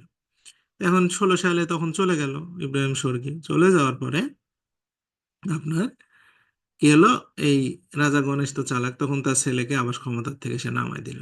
দিয়ে সে বললো যে না, আমি আবার হচ্ছে ক্ষমতা দখল করে নিলাম। হ্যাঁ, এখন দেখেন এটা একটা সমস্যা না, বিশাল সমস্যা। তে তখন হচ্ছে আহ, এই আবার যা তাই হয়ে গেল। তখন আবার ইব্রাহিম শর্কীকে নূর কুতুব আবার জানালো যে এরকম ঘটনা ঘটছে। ইব্রাহিম শর্কী এবার আর আসেনি। বলছে আপনারা যেহেতু আগে আমাকে মানে ওখানে যুদ্ধ করতে দেননি, আমার এত বড় সৈন্য অফিসার নিয়ে আমি গেলাম, তা আমি আর যাব না। তো যাই হোক, 16 সালে এই ঘটনা, 16 সালে সে ক্ষমতা ব্যাক করলো। এরপরে মানে তাহলে যদু নাম হলো ইসলাম ধর্ম গ্রহণ করার পরে জালালউদ্দিন মোহাম্মদ শাহ। এই জালালউদ্দিন মোহাম্মদ শাহ 1415 থেকে 16 এক বছর পরে তার বাবার কাছ থেকে আবার সে ক্ষমতা নিয়ে নেয় 1418 সালে। 18 সালে ক্ষমতা নিয়ে নেয় এবং 31 সাল পর্যন্ত প্রায় হচ্ছে আপনার এদিকে 13-14 বছর ক্ষমতায় থাকে। তো এই জালালউদ্দিন মাহমুদ শাহ যখন ক্ষমতা নিয়ে নেয় তখন রাজা গণেশ আবার তাকে চেষ্টা করছিল যে সে ইসলাম ধর্ম দীক্ষিত হয়ে তাকে আবার হিন্দু ধর্মে ফিরাই নিয়ে আসে। সেই জন্য ব্রাহ্মণ নিয়ে এসে সোনার গরু হচ্ছে তৈরি করে তার ভিতর দিয়ে আম, এই জালালউদ্দিন মাহমুদ শাহকে পার করে বৈদিক নিয়মে তাকে হিন্দু ধর্মে দীক্ষিত করার চেষ্টা করা হয়েছিল, কিন্তু জালালউদ্দিন মাহমুদ শাহ রাজি হয়নি। বলছে আমি যখন ছোট ছিলাম আমাকে যদি তোমরা ইসলাম ধর্মে দীক্ষিত করছো, আমি অনেক আচার কানুন নিয়ম শিখেছি, এগুলো আমি আর ত্যাগ করবো না, আমি আর হিন্দু ধর্মে ফিরে আসবো না। হুম এবং সে তার বাবা মাকে অসম্মানও করেনি। তার বাবা মা যেভাবে আছে থাকে, কিন্তু সে ইসলাম ধর্মে সে থাকে এবং তার সেই সময় সে ইসলাম ধর্মের প্রচার প্রসারে অনেক কাজ করছিল, এমনকি সে সৌদি আরবে পুকুর খনন করে দিয়ে আসছিল এবং টাকাও পাঠাইতো এখান থেকে এই সৌদি সরকারের জন্য। মানে অনেক কাজ করতো, মানে ইসলামের কল্যাণে অনেক কাজ করছে, এই জন্য তার নাম হয়েছিল খলিফাতুল্লাহ। তো যাই হোক, এরপরে এই জালালউদ্দিন মাহমুদ শাহর হচ্ছে অধীনে একজন অফিসার ছিল। এর মাঝখানে কিন্তু হাবসি শাসন ছিল, বুঝছেন, ওইগুলো আপনাদের লাগবে না, আমি এগুলো আপনার পরে। হাবসিরা আমাদের দেশে ইথিওপিয়া থেকে এসে শাসন করছিল অনেকদিন। তো যাই হোক, আমি ওই মাঝখানে ইতিহাস বাদ দিয়ে গেলাম। ওইগুলো ভালো, ইতিহাস পড়লে ভালো লাগতো। হাফসিদেরকে নিয়ে আসা হয়েছিল মূলত খোঁজা করে, খোঁজা মানে তো বোঝেন যে বন্ধা বন্ধা করে ওখানকার এদেরকে নিয়ে আসা হয়েছিল। যে কিসের জন্য? রানীদের পাহারা দেওয়ার জন্য। আগেকার রাজারা অনেকগুলো করে বউ থাকতো, মেয়েরা মেয়েরা থাকতো, এদের সিকিউরিটি দেওয়ার জন্য গেটম্যান থাকতো, হ্যাঁ, মানে নিরাপত্তার জন্য। তো সেখানে যে পুরুষদের রাখা হতো তাদেরকে খোঁজা করে নিয়ে আসা হতো, সেটা ওই ইথিওপিয়া থেকে। ইথিওপিয়া থেকে দাসদের এভাবে নিয়ে এসে তাদেরকে, তাদের কোনো বংশ থাকবে না, তাদের কোনো লোভ থাকবে না, রাজ্য জয়ের কোনো ইয়ে থাকবে না, এইভাবে নিয়ে আসা হতো। হ্যাঁ, এবং তারাও কিন্তু একসময় বাংলা দখল করে শাসন করছে প্রায় 30 বছর। তো যাই হোক, হ্যাঁ, এরপরে আলাউদ্দিন হোসেন শাহ ছিল এই মানে এই জালালউদ্দিন মাহমুদ শাহ মানে যদু যে ছিল আগে, তার হচ্ছে অধীনে একজন অফিসার ছিল, খুবই বুদ্ধিমান মেরিটোরিয়াস লোক। সে এই জালালউদ্দিন মাহমুদ শাহর বংশধর যারা ছিল তাদেরকে হত্যা করে, হাফসিদের মাধ্যমে হত্যা করায় এবং সে ক্ষমতায় আসে 1493 সালে। এই সালটা পড়বেন, 1493 সালে সে 1519 সাল পর্যন্ত সে এইদিকে 26 বছর সে ক্ষমতায় ছিল। এটা একটু পড়বেন। তো এই যে স্বাধীন সুলতান, আমরা ফখরুদ্দিন মুবারক শাহ, আশুদ্দিন আজম শাহ, জালালউদ্দিন মাহমুদ শাহ, রাজা গণেশ, এরা সব যে ছিল, এর মধ্যে সবচেয়ে শ্রেষ্ঠ হচ্ছে আলাউদ্দিন হোসেন শাহ। ইনি মানে সেই সময় মানে সাম্প্রদায়িকতা মুক্ত একজন মানুষ ছিল, খুবই উদার মানুষ মানুষ ছিল, সকল ধর্মের মানুষকে শ্রদ্ধা করতে এবং জ্ঞান বিজ্ঞানে তার খুব আগ্রহ ছিল। হ্যাঁ, এই আলাউদ্দিন হোসেন শাহ আপনার সময় দেখবেন যে হিন্দুদের একজন অবতার বা বলা হয় আপনার মহাপ্রভু শ্রী চৈতন্য দেব, তিনি জন্মগ্রহণ করে এবং তিনি হিন্দু ধর্ম প্রচার করেন। এবং আলাউদ্দিন হোসেন শাহ কিন্তু কাউকে বাধাও দেয়নি এবং বরঞ্চ সহযোগিতা করছিল, এবং এই জন্য হিন্দুরা তাকে আহ নৃপতি তিলক জগৎভূষণ উপাধিও দিয়েছিল। হুম দিয়েছিল। এই সময় আরেকজন বিখ্যাত হিন্দু ধর্মের প্রচারক মীরাবাইয়েরও জন্ম হয় এবং আলাউদ্দিন হোসেন শাহ তাদেরকেও পৃষ্ঠপোষকতা করেছিলেন, যা খুবই ভালো এবং জ্ঞানী মানুষ, এবং হচ্ছে রাষ্ট্র পরিচালনায় ইনার ইনার ইতিহাস যদি আপনারা পড়েন বুঝতে পারবেন যে একজন রাজা হিসাবে সে অনেক ভালো রাজা ছিল। আচ্ছা, যাই হোক, এরপরে আলাউদ্দিন হোসেন শাহ পরে আসে নাসিরউদ্দিন নুসরত শাহ। নাসিরউদ্দিন নুসরত শাহ এসে বাবার কীর্তি অনুসারে সে বিভিন্ন জায়গায় বড় বড় মসজিদ, মাদ্রাসা, এগুলো পুকুর, এগুলো খনন করতে থাকে। আপনারা জানেন চাঁপাইনবাবগঞ্জে বড় সোনা মসজিদ আছে, ছোট সোনা মসজিদ, এইগুলো কিন্তু নাসিরউদ্দিন নুসরত শাহর আমলে করা। বাঘা মসজিদ আছে রাজশাহী বাঘাতে, ইতিহাসের একটা বিখ্যাত মসজিদ, কেউ যদি আসেন কখনো দেখতে। তো এখানে এটাও কিন্তু নাসিরউদ্দিন নুসরত শাহর সময় করা। তারপরে গিয়াসউদ্দিন মাহমুদ শাহ, উনি 1533 থেকে 1338 সাল পর্যন্ত শাসন করলো। তারপরে কি ঘটলো, ওই যে মনে আছে সুর শাসনে যে শেরশাহ, শেরশাহ তখন এসে 1539 সালে যে হুমায়ুনকে পরাজিত করার পরে গোটা বাংলা সহ সবকিছু দখল করে নিল। স্বাধীন সুলতানি শাসন বাংলায় তখন শেষ হয়ে গেল। ঠিক আছে, এর মাঝখানে 12 ভূঁইয়া ছিল, 12 ভূঁইয়া তৈরি হলো। 12 ভূঁইয়া মানে বড় বড় জমিদার যারা ছিল বিভিন্ন অঞ্চলে, তারা স্বাধীনভাবে রাজ্য চালাতো, তাদের জমিদারি চালাতো, যার মধ্যে ঈশা খাঁ রাজা প্রতাপাদিত্য, কেদার রায়, রামকৃষ্ণ পীতাম্বর, এরা ছিল বেশি। বারো ভাইদের নেতা ছিল হচ্ছে ঈশা খাঁ। হুম। ঈশা খাঁর আপনার ইয়ে ছিল কোথায়, সোনারগাঁতে। এবং হচ্ছে কিশোরগঞ্জে তিনি একটা দুর্গ করছিল। 11 সিন্ধু, 11টা নদীর সংযোগস্থলে, এই জন্য সেটার নাম আছে 11 সিন্ধু। এটার নামে একটা ট্রেনও আছে, কিন্তু দেখেন এখন কিশোরগঞ্জে যে 11 সিন্ধুর এক্সপ্রেস আছে। হুম। তো যাই হোক, এই মুঘল সুবেদার আহ, হচ্ছে ইসলাম খান তখন ঈশা খানের ছেলে মুসা খানকে পরাজিত করে, ওই যে ইসলাম খান কে ছিল, ইসলাম খান হচ্ছে ছিল সম্রাট শাহজাহানের আপনার হচ্ছে সময় সুবেদার। মুঘল ওরা ইন্ডিয়া থেকে তখন এই অঞ্চলে পাঠায় এবং ঈশা খাঁকে পরাজিত করে এই বারো ভাইদের শাসনে মুসা খাঁকে পরাজিত করে, ঈশা খাঁ তো মারা যায়। আহ, বারো ভাইয়ের শাসন অবসান ঘটে। তারপরে বাংলায় মুঘল শাসন শুরু হয়, তখন আর এই অঞ্চলে স্বাধীন ছিল না, তখন মুঘলদের অধীনে চলে গেল। ঠিক আছে, মুঘলদের অধীনে চলে গেল। মুঘলদের অধীনে যাওয়ার পরে তখন হচ্ছে ওরা ওখানে থেকে আর নিজেরা না এসে একজন করে অফিসার পাঠাতো সুবেদার, তাদেরকে বলা হতো সুবাদার। মানে মুঘলদের যে প্রদেশ ছিল, প্রদেশকে বলা হতো সুবা, আর যারা অফিসার দায়িত্ব পাঠাতো তাদেরকে বলা হতো সুবাদার। তো প্রথম সুবাদার হিসাবে আসে ইসলাম খান। ইসলাম খান কোন জায়গায় আসে প্রথমে? ইসলাম খান প্রথমে আসে হচ্ছে পঞ্চগড়ের এই দিক দিয়ে ঢুকে মহানন্দা নদীতে। সে তখন একটা ইয়ে করে কি, যে নদী দিয়ে ঢুকে সে হচ্ছে আহ, ছোট ছোট জমিদার রাজা ছিল সবাইকে যুদ্ধে পরাজিত করে এবং সবার নৌবাহিনী সে দখল করে। যে যাকে যুদ্ধে পরাজিত করে তার নৌবাহিনীটা নিয়ে নেয়।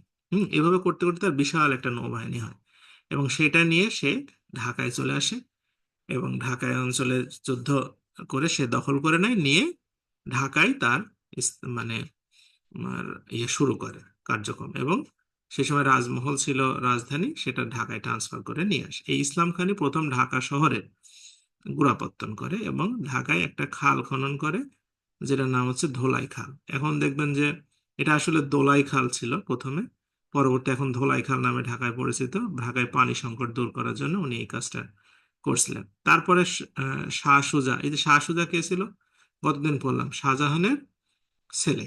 শাহজাহানের দ্বিতীয় পুত্র শাহ সুজাকে এই অঞ্চলে দায়িত্ব দিয়েছিল। তারপরে আসলে হচ্ছে মীর জুমলা, উনি ঢাকা গেট তৈরি করছেন। ঢাকা বিশ্ববিদ্যালয়ের ভিতরে দেখেন আছে, ওই যে তিন নেতার যে মাজার আছে ওখানে গেলেই দেখতে পাবেন মীর জুমলা, যে ঢাকা এখনো আছে। ঢাকা গেট নামে ঢাকাতে প্রবেশের জন্য একটা তোরণ তৈরি করেছিল, যেটার নাম হচ্ছে ঢাকা গেট। এরপর আছে শায়েস্তা খাঁ। শায়েস্তা খাঁ ছিল হচ্ছে আওরঙ্গজেবের মামা, মানে কে এটা, ওই যে সম্রাট শাহজাহানের মানে শালা আর কি, সোজা কথা। 1664 সালে শায়েস্তা খাঁ একবার পোস্টিং পায় এখানে, 78 সাল পর্যন্ত থাকে। তারপর আবার 80 সালে পোস্টিং পায়, 88 পর্যন্ত 22 বছর উনি বাংলাকে এই মুঘলদের ইয়েতে শাসন করেছিল। ঠিক আছে। তো এই মানে প্রথম ফ্রেজে তার মেয়ে মারা যায়। হ্যাঁ, ওই কারণে সে মন টন খারাপ করে চলে যায়, পরে আবার তাকে 2 বছর পর আবার আসে। হ্যাঁ।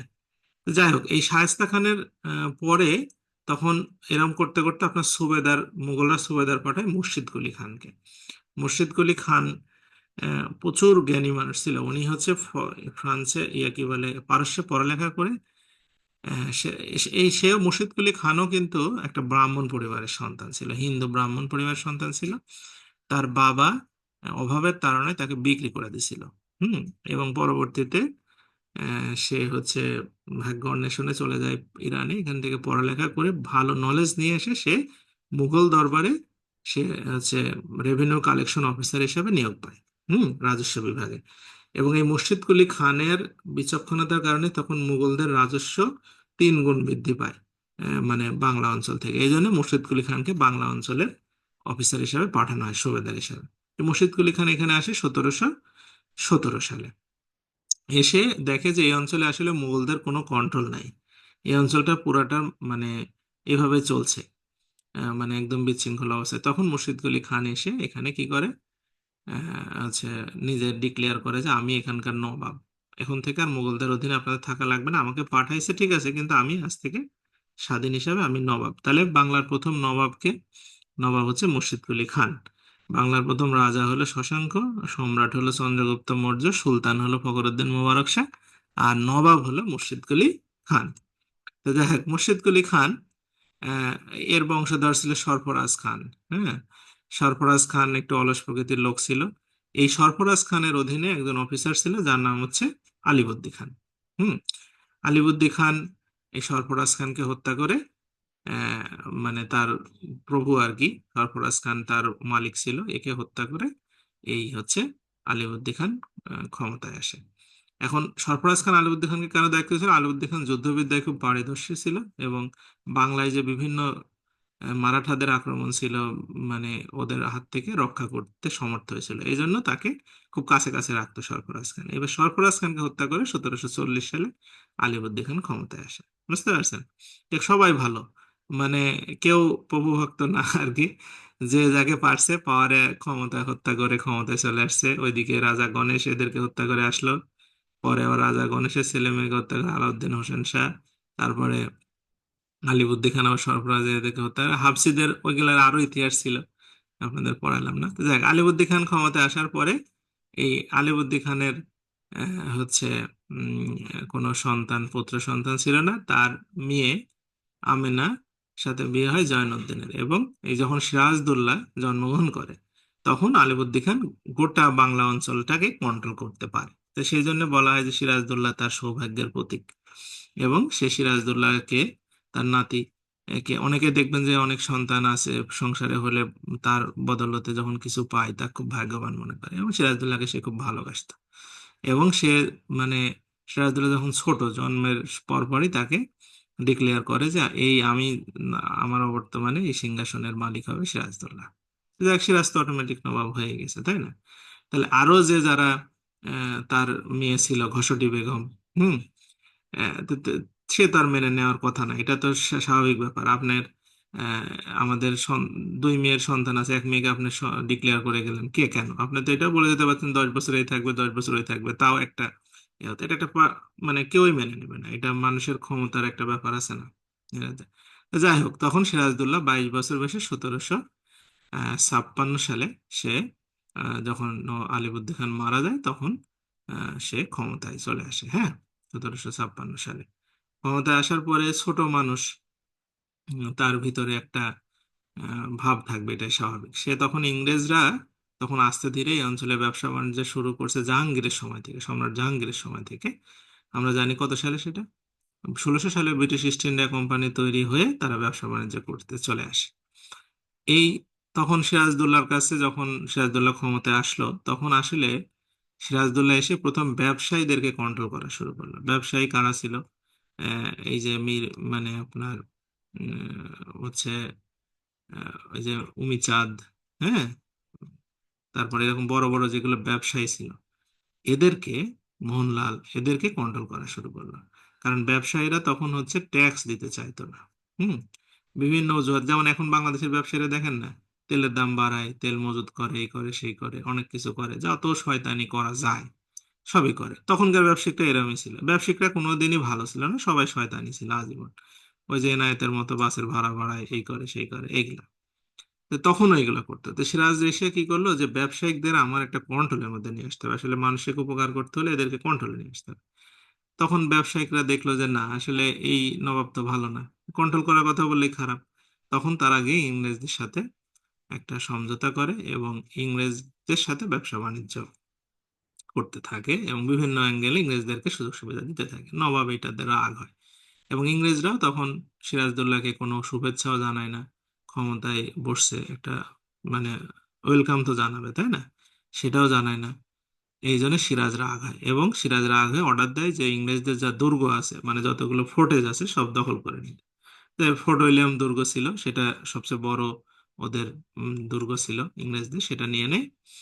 এবং এখানে তখন একজন হচ্ছে সেনাপতি ছিল হলওয়েল ইংরেজদের, সে একটা মিথ্যা বানোয়াট একটা গল্প ছাপায় বিভিন্ন পত্রপত্রিকায় যে আমাদের 146 জন ইউরোপীয়কে ছোট্ট একটা ঘরের মধ্যে রেখে দম বন্ধ করে মারা গেছে।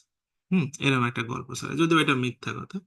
মানে যে ঘরের সাইজ উনি বলছিল সেই ঘরে 146 জন মানুষকে ঢোকানো সম্ভব না, এমনকি 146 জন বাচ্চাকেও ঢোকানো সম্ভব না, এত ছোট ঘরের বর্ণনা দিয়েছিল। তার মানে এই ঘটনাটা পুরোটাই মিথ্যা। তো যাই হোক, এই ঘটনার পরে তখন ব্রিটিশরা এদের মুখোমুখি, এবং সিরাজের যারা আপনার কাছের লোক তারাও আস্তে আস্তে এই শত্রুতা শুরু করে। এবং 1757 সালে 23শে জুন যুদ্ধ শুরু হয় পলাশির প্রান্তরে। এবং প্রথম দিন যে যুদ্ধটা হয় সেখানে ইংরেজদের এখানে ইংরেজদের সৈন্য ছিল কয়জন, 300 সামথিং, 300 সামথিং বড় মিলিটারি ফোর্স। আর রিজার্ভ ফোর্স দিয়ে 700 কতজন সৈন্য ছিল মোট। আর সিরাজের সৈন্য ছিল প্রায় 10,000-এর মতো। হ্যাঁ, সিরাজউদ্দৌলা। পরে যুদ্ধ শুরু হয় এবং যুদ্ধে ওই যে 300 যে মিলিটারি ফোর্সের অর্ধেকই মারা যায় ইংরেজদের, এবং যুদ্ধ মোটামুটি সিরাজ মোটামুটি না, পুরাটাই জিতেই যায় বলা যায়। হ্যাঁ, জিতে যাওয়ার পরে তখন কে ছিল? ক্লাইভ। ক্লাইভ তখন এই সেনাপতির সাথে করে যে এদেশে যুদ্ধে পারা যাবে না, তাহলে এদেরকে কি করতে হবে, এদেরকে বুদ্ধি দিয়ে কাজ করতে হবে। তখন সে মীর জাফরের সাথে একটা চুক্তি করে যে তুমি যদি আমাদের সহযোগিতা করো তোমাকে আমরা পরে হচ্ছে আহ, ইয়ে করবো আর কি। হ্যাঁ, আহ, ক্ষমতায় নিয়ে আসবো। তখন মীর জাফর যুদ্ধে যখন আর অল্প সময় পরেই নবাব জিতে যাবে, হ্যাঁ, এরকম একটা সময় মীর জাফর কেন জানি সৈনিকদের আস্তে আস্তে অর্ডার করে যে তোমরা ব্যাক করো। হ্যাঁ, কিন্তু সৈনিকরা তখন এই যে আরো যেগুলা আপনার দেশপ্রেমিক ছিল, যারা মিলিটারি ছিল, তারা তখন নবাবকে বলে যে আমরা তো জিতেই গেছি আর অল্প সময়। তখন নবাব বুঝতে পারে যে মীর জাফরের কিছু একটা মানে সমস্যা হয়েছে। তখন নবাব মীর জাফরের কাছে গিয়ে বলে যে তুমি আসলে যুদ্ধে অংশগ্রহণ করতেছো না কেন? আহ, তখন ওই সেই দিন বৃষ্টি হচ্ছিল, তো বৃষ্টির জন্য বলে যে আজকে বৃষ্টি হচ্ছে, আজকে যুদ্ধ বন্ধ রাখি, কালকে আমরা যুদ্ধ করব। এবং মীর জাফর কিন্তু কোরআন শরীফ হাতে নিয়ে শপথ নেয় যে সে নবাবের পক্ষে দেশের হয়ে যুদ্ধ করবে। বুঝতে পারছেন? এবং পরের দিন যখন এই সিদ্ধান্ত হলো যে আজকে যুদ্ধ বন্ধ থাক, কালকে আমরা যুদ্ধ করব, তখন মিলিটারিরা সবাই তাঁবুতে যখন চলে যায়, তখন এই মীর জাফর ক্লাইভকে বলে আপনারা এখন আক্রমণ করেন। এখন সবাই নিরস্ত্র অবস্থায় আছে, এবং সেই সময় ওই সৈন্য দিয়েই রবার্ট ক্লাইভ তখন এদেরকে করে সিরাজদৌল্লাকে, সিরাজদৌল্লা তখন জানের ভয়ে পালায় চলে যায়। হ্যাঁ, আর তো সম্ভব না তখন। হ্যাঁ, কি মীর জাফর যে বেঈমান, বুঝতে পারছেন ঘটনাটা কি? কত প্রকার বড় বেঈমান হতে পারে। তো যাই হোক, নবাব যখন তার বউকে নিয়ে পালায় চলে যায়, পরবর্তীতে নবাব খাবার কিনতে গিয়ে একটা দোকানে গিয়ে সেখানে গিয়ে ধরা পড়ে, এবং পরবর্তীতে তাকে হত্যা করা হয়। এই নবাব মারা যাওয়ার পরে বাংলা আহ ইংরেজদের হাতে চলে যায়। হ্যাঁ, ইংরেজদের হাতে চলে যায়। যখন বাংলা ইংরেজদের হাতে চলে যায়, তখন এই রবার্ট ক্লাইভ কি করলো, বাংলার সিংহাসনে বসালো আপনার কাকে, এই মীর জাফরকে। হ্যাঁ, তা মীর জাফরকে বসানোর পরে মীর জাফরের কাছে প্রচুর চাহিদা, আমাকে আমাদের এই টাকা দেন, ব্যবসায়ী ট্যাক্স মাফ করে দেন, এই সেই। মীর জাফর আর পারতেছিল না। তখন মীর জাফর এগুলো আস্তে আস্তে দিতে অস্বীকৃতি জানাতে শুরু করে। তখন নবাব আহ, ইংরেজরা দেখলো যে এই নবাবকে রেখে লাভ কি, তখন মীর জাফরকে সরায় দেয়। সরাই দিয়ে এবার কাকে ক্ষমতায় নিয়ে আসলো? মীর জাফরেরই জামাই মীর কাসিম। তো মীর কাসিম এসে তখন প্রথম যে নিয়মটা করলো যে আমি রাজধানী মুর্শিদাবাদে রাখবো না, এখান থেকে আমি সরাবো, কারণ এখানে অনেক শক্তিশালী গ্রুপ তৈরি হয়ে গেছে, এদেরকে সরালে আমি রাজ্য চালনা করতে পারবো। এইটা ইংরেজরা পছন্দ করেনি। এবং পরবর্তীতে যখন আপনার মীর কাসিম একটা সিদ্ধান্ত নেয় যে সবার ট্যাক্স সমান দিতে হবে, দেশের মানুষও যা ট্যাক্স দেবে ইংরেজরাও সেই ট্যাক্স দেবে। কিন্তু ইংরেজরা ট্যাক্স দিতে রাজি না। তখন বলে যে সে সবার ট্যাক্স মাপ, ইংরেজরাও যে ট্যাক্স দেবে সেটাও মাপ, দেশের মানুষ যা দেবে সেটাও মাপ। তখন ইংরেজরা ক্ষতিগ্রস্ত হয়, কারণ দেশের মানুষ ট্যাক্স না দিলে জিনিসের দাম কম, দেশীয় জিনিসের দাম কম হবে, মানুষ তখন এইগুলো কিনবে, ইংরেজদের জিনিসপত্র আর কেউ কিনতো না। তখন মীর কাসিমের সাথে তাদের একটা দূরত্ব সৃষ্টি হয়, এবং মীর কাসিম আস্তে আস্তে বুঝতে পারে যে আমার আসলে এদের সাথে যুদ্ধ করে আমাদেরকে এদেরকে হটাতে হবে। মীর কাসিম তখন 1764 সালে মীর কাসিমের সাথে ইংরেজদের যুদ্ধ হয়।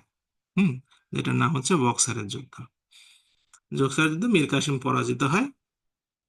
পরাজিত হওয়ার পরে আপনার এই তখন রবার্ট ক্লাইভ বলল যে যেহেতু আসলে এদেরকে বারবার ক্ষমতায় আনার পরে এরা আমাদের বিরুদ্ধেই বিদ্রোহ করে, আমরাই মীর কাসিমকে ক্ষমতায় বসালাম, সুতরাং এদেরকে আর ক্ষমতায় আনা যাবে না, আমরাই এখন থেকে এই রাজ্য চালাবো। তারপরে তারা 1765 সালে একটা এই 64 সালে যখন বক্সারের যুদ্ধে হেরে গেল, তখন দিল্লির ইয়েকে দিল্লির হচ্ছে আপনার মুঘল শাসক ছিল। হ্যাঁ, মুঘল শাসক হচ্ছে, ওর নাম কি কি ভুলে গেলাম। যাই হোক, ওর নামটা আমার এখানে একটু মনে পড়তেছে না, কি জানি, ভালো একটা নাম ছিল। যাই হোক, ওখানে চলে যায়, দিল্লিতে চলে যায় তখন। এই রবার্ট ক্লাইভ সব সৈন্য সামন্ত নিয়ে দিল্লিতে আহ হচ্ছে ওই গিয়ে, সুলতানের নাম আমার মনে পড়ছে না, আমি কালকে আপনাদের বলতে পারবো। ওনার কাছে গিয়ে তখন তারা হচ্ছে শাহ আলম, শাহ আলম, হ্যাঁ, শাহ আলম ছিল হচ্ছে দিল্লির তখন পাওয়ারে। শাহ আলমের কাছে গিয়ে তখন বলে যে দেখেন, আমরা বাংলা অঞ্চলে শাসনভার দায়িত্ব নিয়েছি, আপনি এখানে আহ, মানে আপনি দিল্লির সুলতান, মানে গোটা অঞ্চলের আপনার অধিকার। তাই আমরা আপনাকে নিয়মিত ট্যাক্স দিব, খাজনা দিব, সবকিছু দিব, কিন্তু বাংলা অঞ্চলে আমরা ব্যবসা বাণিজ্য করব। এবং তারা প্রচুর সোনা দানা নিয়ে যায় শাহ আলমকে দেয়, রবার্ট ক্লাইভ। তখন শাহ আলম খুব খুশি, যে না, সমস্যা কি, না ট্যাক্স ভ্যাট সবই দিবে যে পারে। এখন তো আমরা আমাদের লোকই পাঠাতাম, তারাই বা কি এত করতো, এরা তো যেহেতু ট্যাক্স ভ্যাট দিয়ে ব্যবসা করে, করুক গে। শাহ আলম তাদেরকে ছেড়ে দেয়।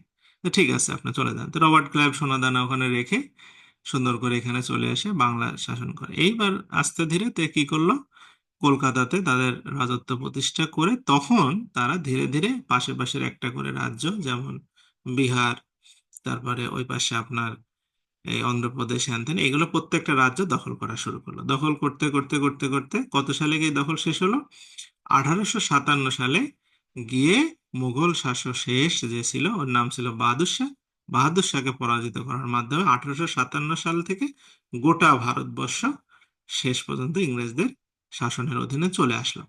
তার আগ পর্যন্ত বিভিন্ন অঞ্চলে ছিল, মূলত ইংরেজ শাসন শুরু হয়েছিল বাংলা থেকে, আস্তে আস্তে গোটা ভারতবর্ষে ছড়াই গেল। হ্যাঁ, তো এই আমরা উপমহাদেশে আগামীকালকে যদি, আগামী ক্লাসে যদি সম্ভব হয়, আমরা তাহলে এইসব বিভিন্ন ইতিহাস সংক্ষেপে পড়লাম। আমরা ইংরেজ